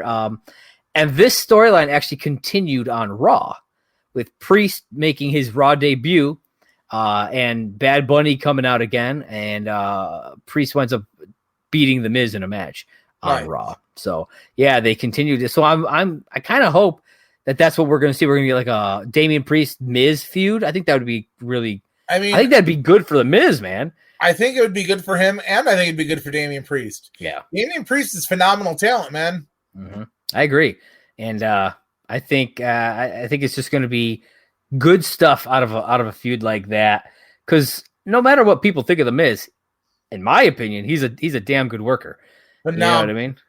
So I think there's not a lot of people that I think you could stick with somebody like a Damian Priest and make them both shine. Yeah, I think The Miz is one of those guys who he can shine and he'll still make Damian Priest shine. Absolutely, no matter what, So I think it's a good fit. So then we get number 16. A guy that neither of us really care too much about, and that's Matt Riddle. Not a big fan of this guy. I know a lot of people are high on him. I don't know. After all that stuff that happened, I'm just like, it kind of soured me to him. I did find out recently. Then this kind of changes my outlook on him a little bit. It doesn't make me respect him much more, but I did find this out, and I think this is kind of an interesting story. Did you know that Matt Riddle used to be an MMA guy? Okay, I mean, I could believe that. Was like legit too. Like, I guess he's a hell of a striker, so I could see that. And I guess that's one of the reasons why he doesn't wear shoes when he wrestles, because he got so used to doing like tournaments without shoes and shit. Yeah. So I guess he's legit, like pretty badass, and I guess he's pretty strong at what he does. Yeah. And like I said, gives me a little bit of respect for him, but I still don't respect him. Yeah, and it's like, I know that like the stuff that came out, it wasn't like the worst shit. Wasn't it just like he cheated on his wife and shit like that? Like that. And so it's not like he went off and assaulted somebody, as far as I'm aware. It's just like, I don't know, the way everything was handled during all that stuff, it just made me not really like him as a person all that much. And so I've never really cared for him since then. And but I can admit that he is a hell of a performer. So, and we get some damn good back and forth between him and Nakamura, just taking it to one another. I could see a program with these two guys really, really working. I can see that. Then we get number 17, Daniel Bryan. Yep. Followed by his former tag team partner, Kane. That's Which is right. really funny because they mentioned that Kane holds record for eliminating 18 people in a Rumble. I think it's more than that. This is his 18th Rumble. Or no, that's what it was. It was. Yeah. I thought it was funny because he comes out at 18, and then it's his 18th Rumble. You're right. Yeah, I think they said that he has eliminated like 40 some odd people in Rumbles or something crazy like that. He was really close with the eliminations he got in this match. He was really close to 50. Yeah. I'll be honest. I didn't think he was still doing work. You know what I mean? I don't really think he is. I mean, he looked a little out of shape, but that's true. He held his own in there for a few. I never expected to see him back in a ring. You know, like we saw him gear up for the Taker tribute, but it's not like he was wrestling. He just geared up and was out there. I never thought I'd see him actually be in a ring wrestling again. So, I mean, it was cool though. At this point, us knowing what we know about Kane, I understand why he wears the mask. I kind of want to see him do the gear no mask thing again, though. Okay. Because, I mean, at this point, we all know that he doesn't have the long hair. Yeah. So either wear the mask and take the wig off of it, or... I would like that. Yeah, just be bald with the mask on. I actually would dig that. Yeah. I mean, I'm just saying, we know you don't have the fucking hair, and the hair looks bad at this point. Yeah. Like, he's not taking care of that wig between travels. Yeah, it's not great. I will say, though, the one thing that I really loved is that, like, Daniel Bryan's like, Kane! It's me! It's like hugging out. I loved that, man. They fucking hugged it out. How it was almost reminiscent of Thor in Ragnarok. Yeah. Like Hulk busts out the thing and he's like, yes! We're work friends! And then Kane choke slams him. Yeah, oh yeah. Dude, it was great. Yeah. We got Ziggler gets eliminated at this point. Ricochet gets eliminated. Somebody during the big kerfuffle of everything kicks the camera. I don't know if you caught that. I did. Yeah, somebody kicks the camera. It's like, oh shit. Okay. Camera guy way too close to the action. Absolutely. Gotta say. And then Kane gets eliminated by Damian Priest. So Kane didn't even last until the next person. Nope. Like he comes in and gets eliminated before number 19 comes out. Yep. Which I think this was another one of those instances where it was longer than 90 seconds. Yes. You know what I mean? I really don't think it was that short of an amount of time for all of what happened during that to happen. But then we get number 19, King Corbin comes out. Yep. During this time, Shinsuke gets eliminated. Yep. Then we see Otis at 20. Now here, I want to say something about this. Yeah. I liked this Otis.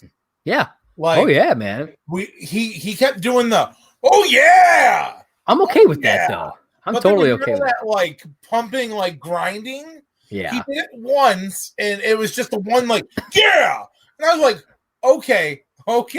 Yeah. But then like I like the singlet. It looked real good. He had the singlet, and like he looked tighter, and I'm just like, I can get behind this Otis. If we got more of that, him and Gable are like.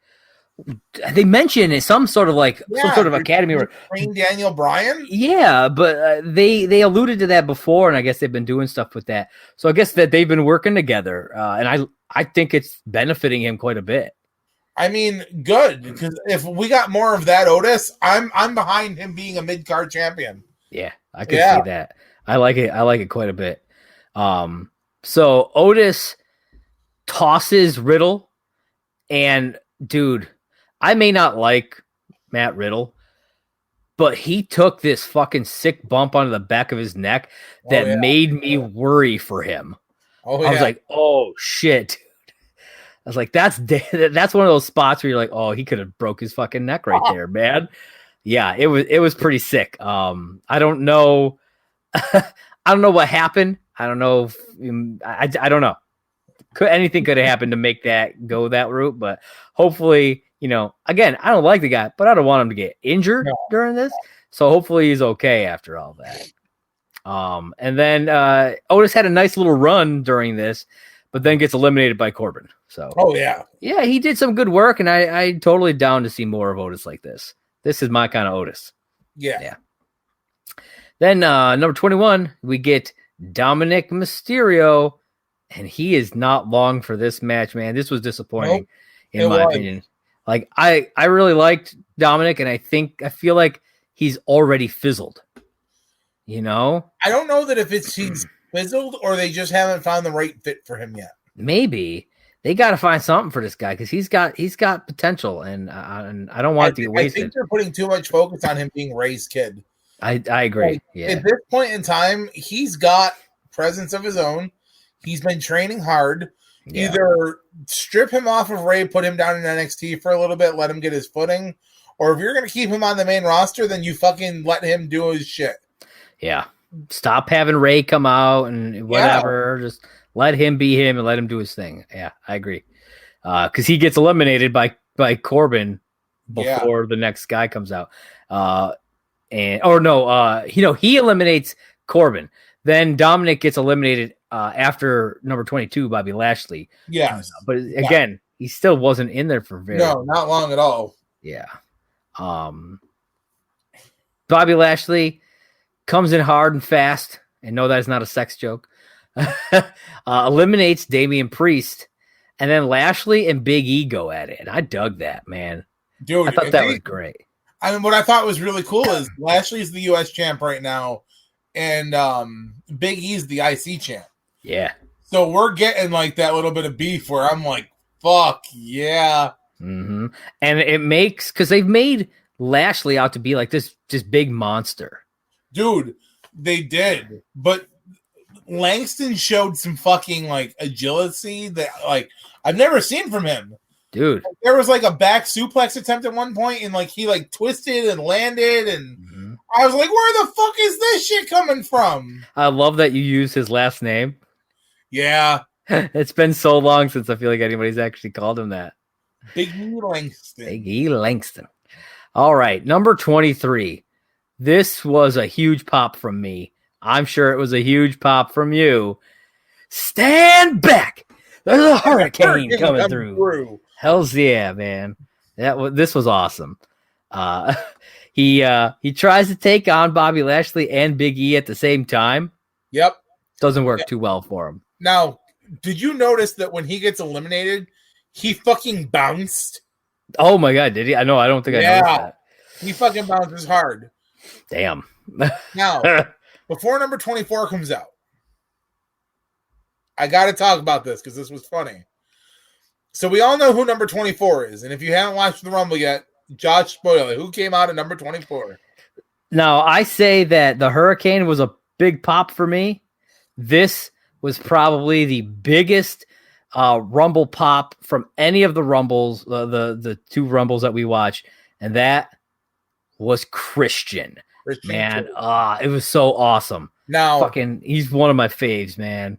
What I thought was funny is before I talk about the match side to it, afterwards, Beth Phoenix went to Twitter and was like, not only do I have to share my husband with his best friend, I now have to share my entrant number.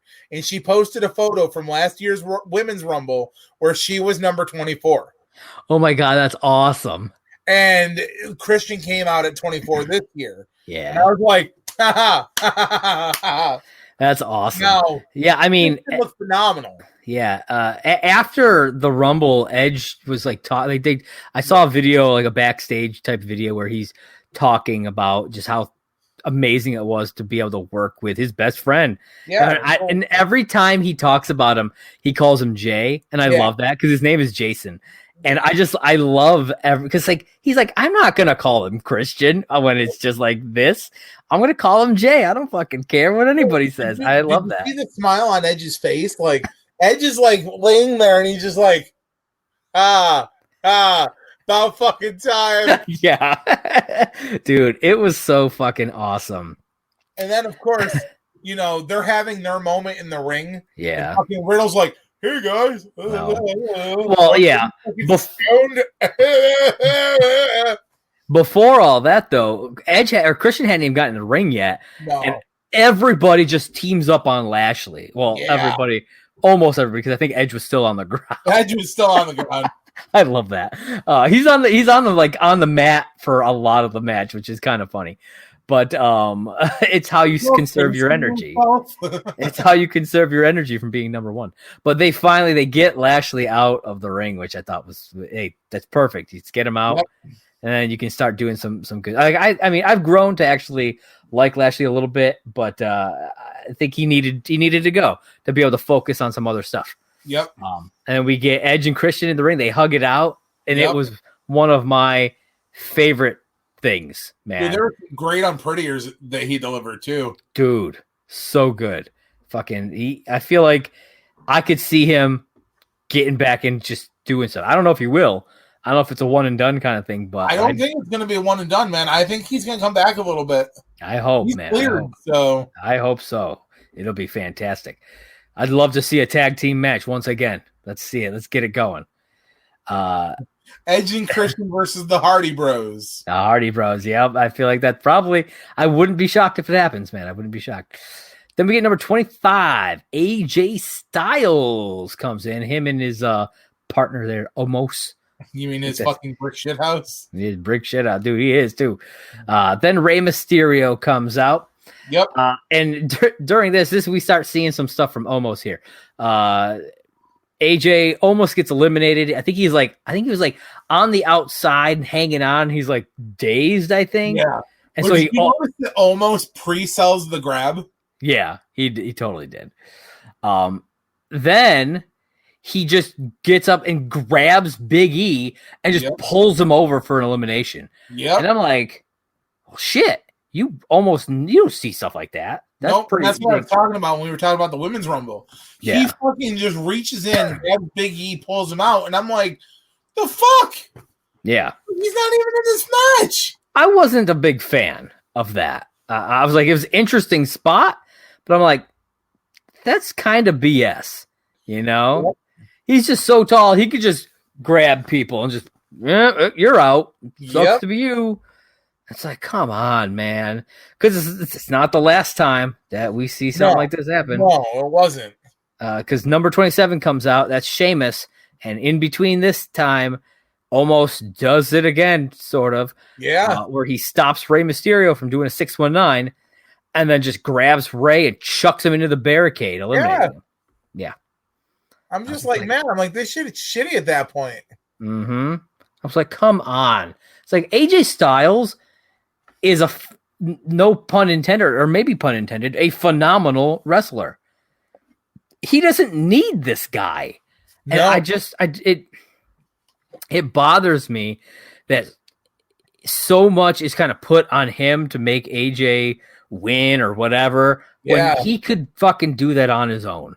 Yeah. And he's been doing it on his own for like fucking probably close to 2 decades, if not more. I don't even know. Did you notice, and I got to backtrack a little bit because we've already done a couple more entrants. Did you know that when AJ came out, him and Christian had a little beef in the ring? And I don't think I caught that. Well, it was like they traded some blows back and forth. Oh, okay. But I was like, oh yeah. I'm like, there's a little TNA rivalry right there. Hey man, I could see. I'd be okay with a program between them. Dude, I would love to see Christian go back up against AJ.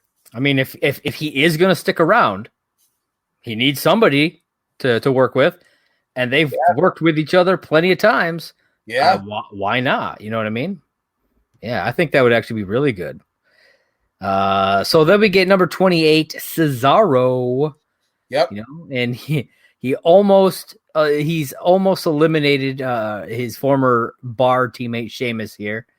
I thought that was kind of funny. I thought it was really funny how they teased the bar thing for a second. Like both of them got their thumbs out. Yeah. And he's like, no, I'm just fucking with you. And he uppercuts him and he hooks the legs. And I'm like, oh my God, we're going to see the swing.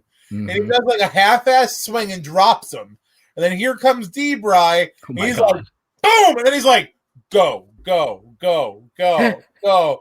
And they're like, on commentary, they're like, he's still going. Yeah. I was like, are either of them going to be able to stand at the end of this? Did you notice though, while Daniel was swinging, he like cupped his head. He's like, "Oh fuck." Yep, I think that's the only way. You cup your head, you like close your eyes. I feel like it's probably the only way you're going to not get super dizzy from that. I don't know how Cesaro does it, man. Yeah. I don't know how Cesaro does it and then continues to not fall over afterwards. Just watching it made me fucking dizzy. I was like, holy shit. But then we get Seth Rollins making his return. Yep. And is almost immediately tossed out. Now, two things shocked me about his entrance in the Rumble. Okay. One, Matt Riddle was still in the ring when he came out. And I was instantly like, how the fuck is this going to play out? Because we know what happened at Survivor Series. We get to see some. We do. But did you notice, though, that for the brunt of the time that he was out there with Riddle, he was on the outside of the ring. And he was watching. And I think part of the deal was he wasn't going to work the entire match with him. Okay. But he does. He gets in there, and they trade some shots. They do. And I really loved once they were on the outside of the ring, and it looked like one of them was going to get eliminated. And I don't remember who it was, but somebody like essentially trips up Matt Riddle, and then fucking Seth Rollins comes in and curb stomped his fucking face in the fucking outside of the ring. And I was like, yeah, you take that, you fucking stoner piece of shit. I was like, yeah. Oh, yeah. Oh, yeah, that was great. So then we get our last entrant, and it's Braun Strowman. Braun fucking Strowman. Yeah, buddy, making his return. A house of fucking fire. Dude, he totally does. He tosses AJ over, but almost catches him. Yep. Again, copying the Carmella spot from earlier in the night. Yep. But this is the one that I said looked really messy. Because when he catches AJ, he catches him by like one leg, which is the higher up leg, in his fucking torso. And AJ's just like, oh, yeah. No, yeah, seriously. Fucking almost. But I would have loved it if he'd have accidentally dropped him, causing AJ in the match, because AJ clearly had a little bit longer to go. Yeah. Then we get a series of eliminations here. So like happens. Then like Cesaro gets eliminated. Sheamus gets eliminated. Braun goes to toss AJ again, where Almost realizes Almost is right there. He's like, nah, changes last second and chucks him over on the other side and finally eliminates AJ Styles. Yeah. I was like, I like that because he thought about it. You know, they didn't just play into the same fucking thing again. You know, he's like, you ain't going to get me this time. Say bye to your guy. Almost just stands in one spot. Yeah. It's not like he moves. He'll like work his way slowly over to another side like he did earlier in the night. But yeah, mostly he just stands there. It's like, whatever, almost dude. Hungry. Almost. Almost smash. Then we see, after this happens, you notice Seth Rollins, like you were talking about, on the outside of the ring. Yep. Not eliminated, just out there. You know, keep an eye. And I think you're right. I think that, he comes in and he's like, I'm not going to be in this match for a lot of it. So I'm just going to stay outside. That's probably the deal that was made there. Then we see D-Bry and Matt Riddle just putting on a clinic. Yep. I gotta say, man. I mean, I like the guy, but putting on a fucking clinic with D-Bry. So I give it that. And then Rollins finally gets back in the ring, eliminates Daniel Bryan, and then takes it to Matt Riddle with a little bit of help from Braun Strowman. Yep. And finally eliminates Riddle. And I have written in my notes, bet that felt good. Probably. You know what I mean? Think about it. I don't think that Rollins would have allowed them to book Riddle to eliminate him. You know what I mean? I think if they were like, okay, Riddle's gonna eliminate you, he'd be like, fuck you, I ain't even gonna be in this match. Right? I'll just get home with my wife and kid. Yeah, I wholeheartedly believe that that's how it would have gone down. So I'm glad he was able to get a little bit of retribution there, I guess. Now, if I'm not mistaken, after that elimination brought it down to the final four, right? Let's see. It's yeah. Okay. So it's Rollins, Braun Strowman, Edge, and Christian. And I love how Rollins turns to Braun and he's like, you and me against them. Yeah. This is our time. They're nothing. And Braun's like, it was perfect. Yeah. No. No. It just takes him out, man. I'm like, a whole second, I'm like, man, it really sucks to be Seth Rollins. I know, right? And I'm like, he has a point. At this point in the match, I'm like, yeah, Braun Strowman and Seth Rollins, man. Both former fucking champions. Both men deserve that spot. Fuck Edge and Christian and their part-timing asses. And I'm like, yeah. And then I'm like, Braun Strowman does that. I'm like, yeah, I'm an Edge head. Fuck you, Seth Rollins. Making me turn my back on my piece. Oh, shit. That was great. Then Braun just takes to Edge and Christian, man. Just take him down. But Edge ain't done, man. He ain't done. Christian helps Edge a bit. Rollins takes out both Christian and Braun Strowman at the same time. And it comes down to two. Edge and Seth Rollins. Yes, it does. Or does it? Because then Randy Orton comes running in and tries, but isn't very successful because Edge quickly disposes of him and Rollins and wins the title, or he wins the Rumble. Rollins first. Yes, he does. And then Edge comes in and like, but I'm like, it was so fluid that like Rollins was just hitting the floor, and as they're panning back Edge, there's Orton. Yeah. I was like, oh shit. I'm like, there it is. And then, he goes to like throw Edge, and Edge does the little switch around. I was shocked that they didn't let Orton have a bit more time. You know what I mean? The same thing. And I was like, okay, well, if that's how we're going to do it, that's how we're going to do it. Yeah. I was shocked. I was like, okay, it's going to be Edge and Orton just fucking duking it out for a few minutes here. Like they did at the beginning. Hell, and that would have been so fitting to finish it out that way. Yeah. But they didn't. Edge went to Royal Rumble, and now he's going to headline WrestleMania. Hells yeah, man. From number 1 to WrestleMania. I love that. So, I got some stuff from throughout the week from Raw. But do you want to do the stats, or do you want me to go into that stuff first? No, go ahead and do that stuff first. Okay.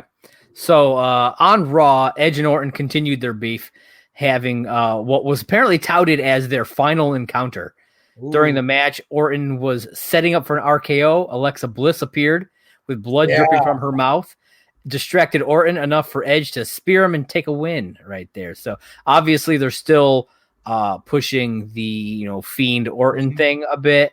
Hopefully the Fiend will come back soon. So I saw a really funny thing online about that encounter. And somebody was like, how did Alexa Bliss's evil not affect Edge? And somebody's comment was, dude used to be a vampire. That's awesome. I loved it. I was like, haha, I see what they did there. That's fantastic. Edge went on, to put all three of the champs on notice. Oh, yeah. Throughout the week. Goes over to fucking NXT even. And after Finn Balor and Pete Dunne, they're doing their thing. Finn Balor accepts Dunne's challenge for TakeOver. Edge comes out, and this is his very first appearance in an NXT ring, mind you. He praises the show and then says he's never had that title, and it intrigues him. Or, something along those lines is what he says. And I was like, interesting. Okay. Now, I don't see that happening, but I found that rather interesting. Realistically, who do you want to see Edge fight for the championship, and which championship? I think Roman. I think Roman would be the best bet. Because I don't think we're getting anything special. Like, I don't think we're getting The Rock or anything like that for Roman. So I think Edge would be a good showcase for him. Interesting. And I would be okay with Roman finally losing the title.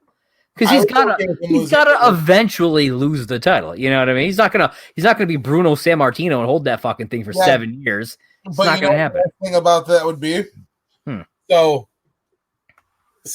follow me on this journey. So he goes up against Roman. Okay, Roman's got family backing him. Mm-hmm. So does Edge now.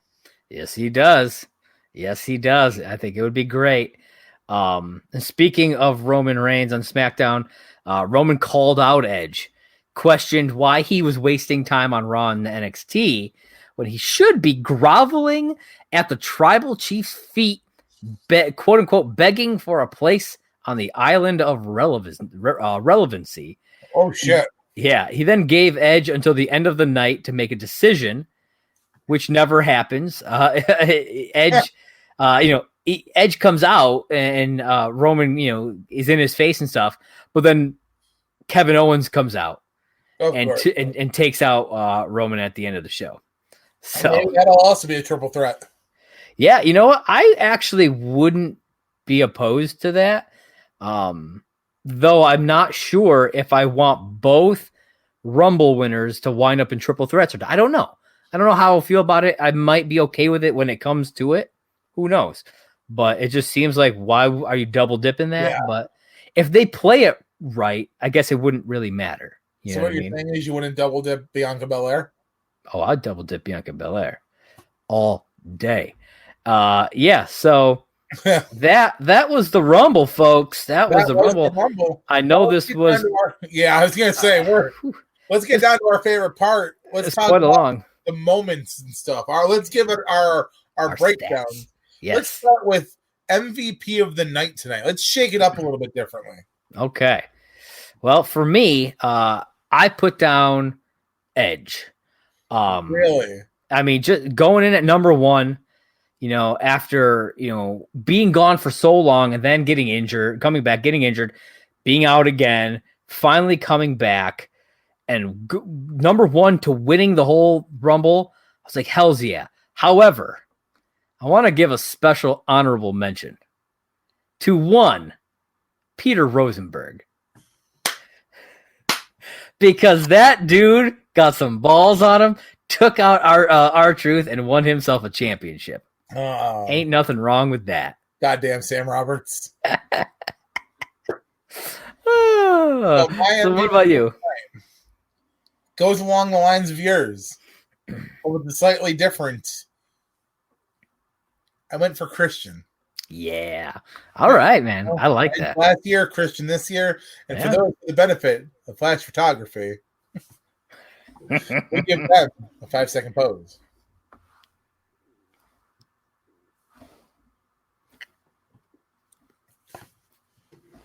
Yeah, buddy. Right.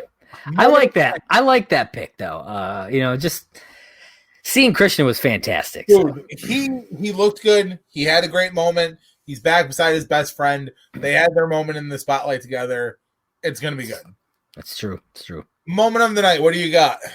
Okay, dude, I had so fucking many. I have a bunch of these. Okay, so the way my notes are right now, I wrote Thunderdome table, golf cart, forklift. Then I was like, whole fucking match ?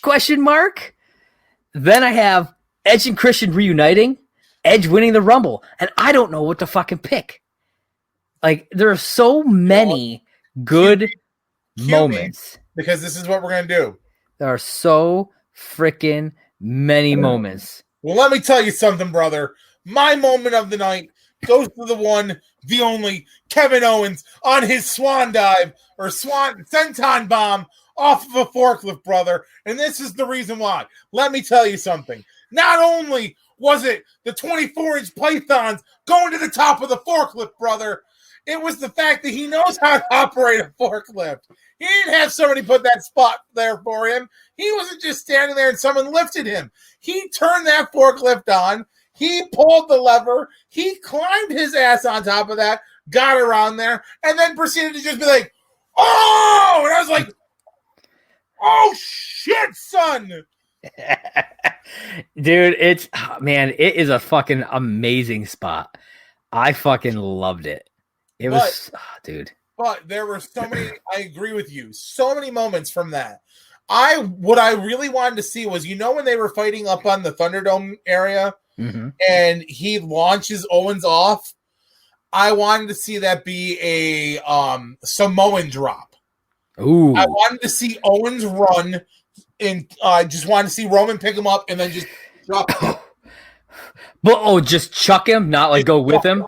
Oh, okay. Because like I'm envisioning like Roman going with him. I mean, why not? I'm like that'd be pretty sick, man. That's a WrestleMania moment. Yeah. But you get rid of this, by the way. It's a it's a fantastic spot. That's why it's one of my many that I specifically named because it was a fantastic. I will let you for that match and the night that Rumble brought. I will let you have those moments. Sweet, awesome. Let's talk about the downside of the night. What did you think was the worst match of the night? Now, I don't think it was necessarily a bad match, but I put McIntyre Goldberg. Really? Yeah. I think I just wanted more from it. It was way too short. And with it being the opener, the pace setter, I don't think it set a pace for the show. See, you and I went a little different routes on this one, and I respect your decision. Let me tell you mine. Okay. I went with the women's tag team title match. Okay. Not because it was a bad match, but just because of how predictable it ended up being. Oh, okay. We knew that Shayna and Nia were going to win.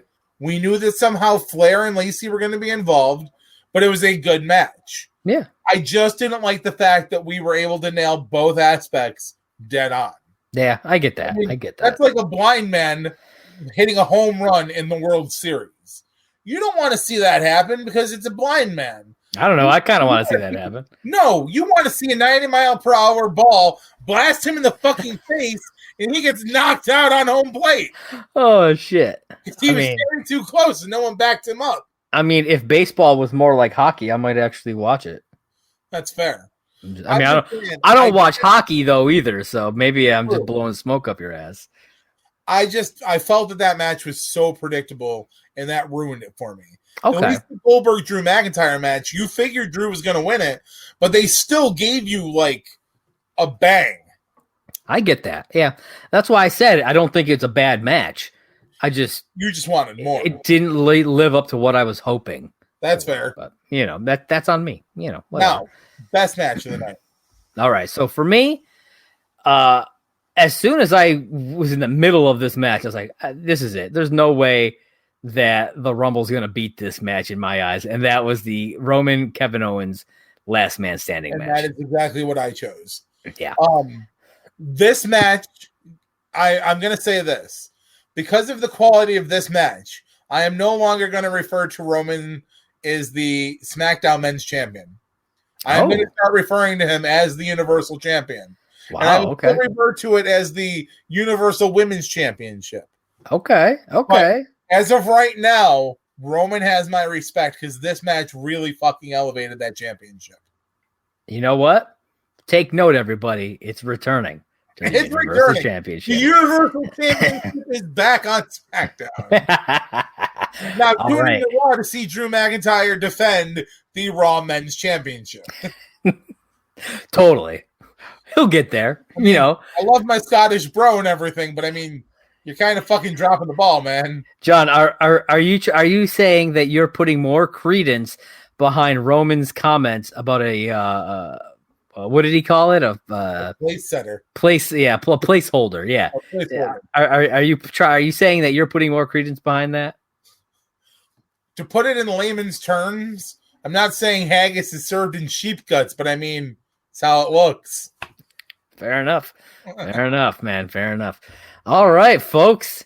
That is our 3-hour review of the Royal Rumble. Yes, it is. Our 3-hour review of 5 hours worth of wrestling plus some news. There it is, folks. Oh, man. Whew, man, it was a damn good episode there. Now, holy shit. We'll break this part down fast. Ladies and gentlemen, if you want to find me, you can find me on Twitter at right here, Simply Sane J1. It is also linked to my podcast, Simply Saying with Jay, the Not Your Mama's podcast. I was going to record an episode this week and post an episode. I had some difficulties with my computer, which I got to talk to this man about because, I had some issues. I lost some shit. Working on that. New episode, though, will be up by the end of next week, and I can promise that one. I got a really great topic I want to talk about. Josh, where can the people find you? You can find me on Twitter at JP Raynor. That's JPRAYNOR. Or right down here at Movie Blog Merc. That is the Twitter page for my site, Merc with the Movie Blog. Also check out the actual website, mercwiththemovieblog.com, for movie reviews and all that good jazz. And check out DCComicsNews.com as well. Absolutely. for all your DC needs there, at DC Comics News on all the social medias. All right, so that wraps up episode number 23. 23 of Off the Ropes with John and Josh. I am Josh. I'm John. And we are down for the count. Catch you guys later. Bucky's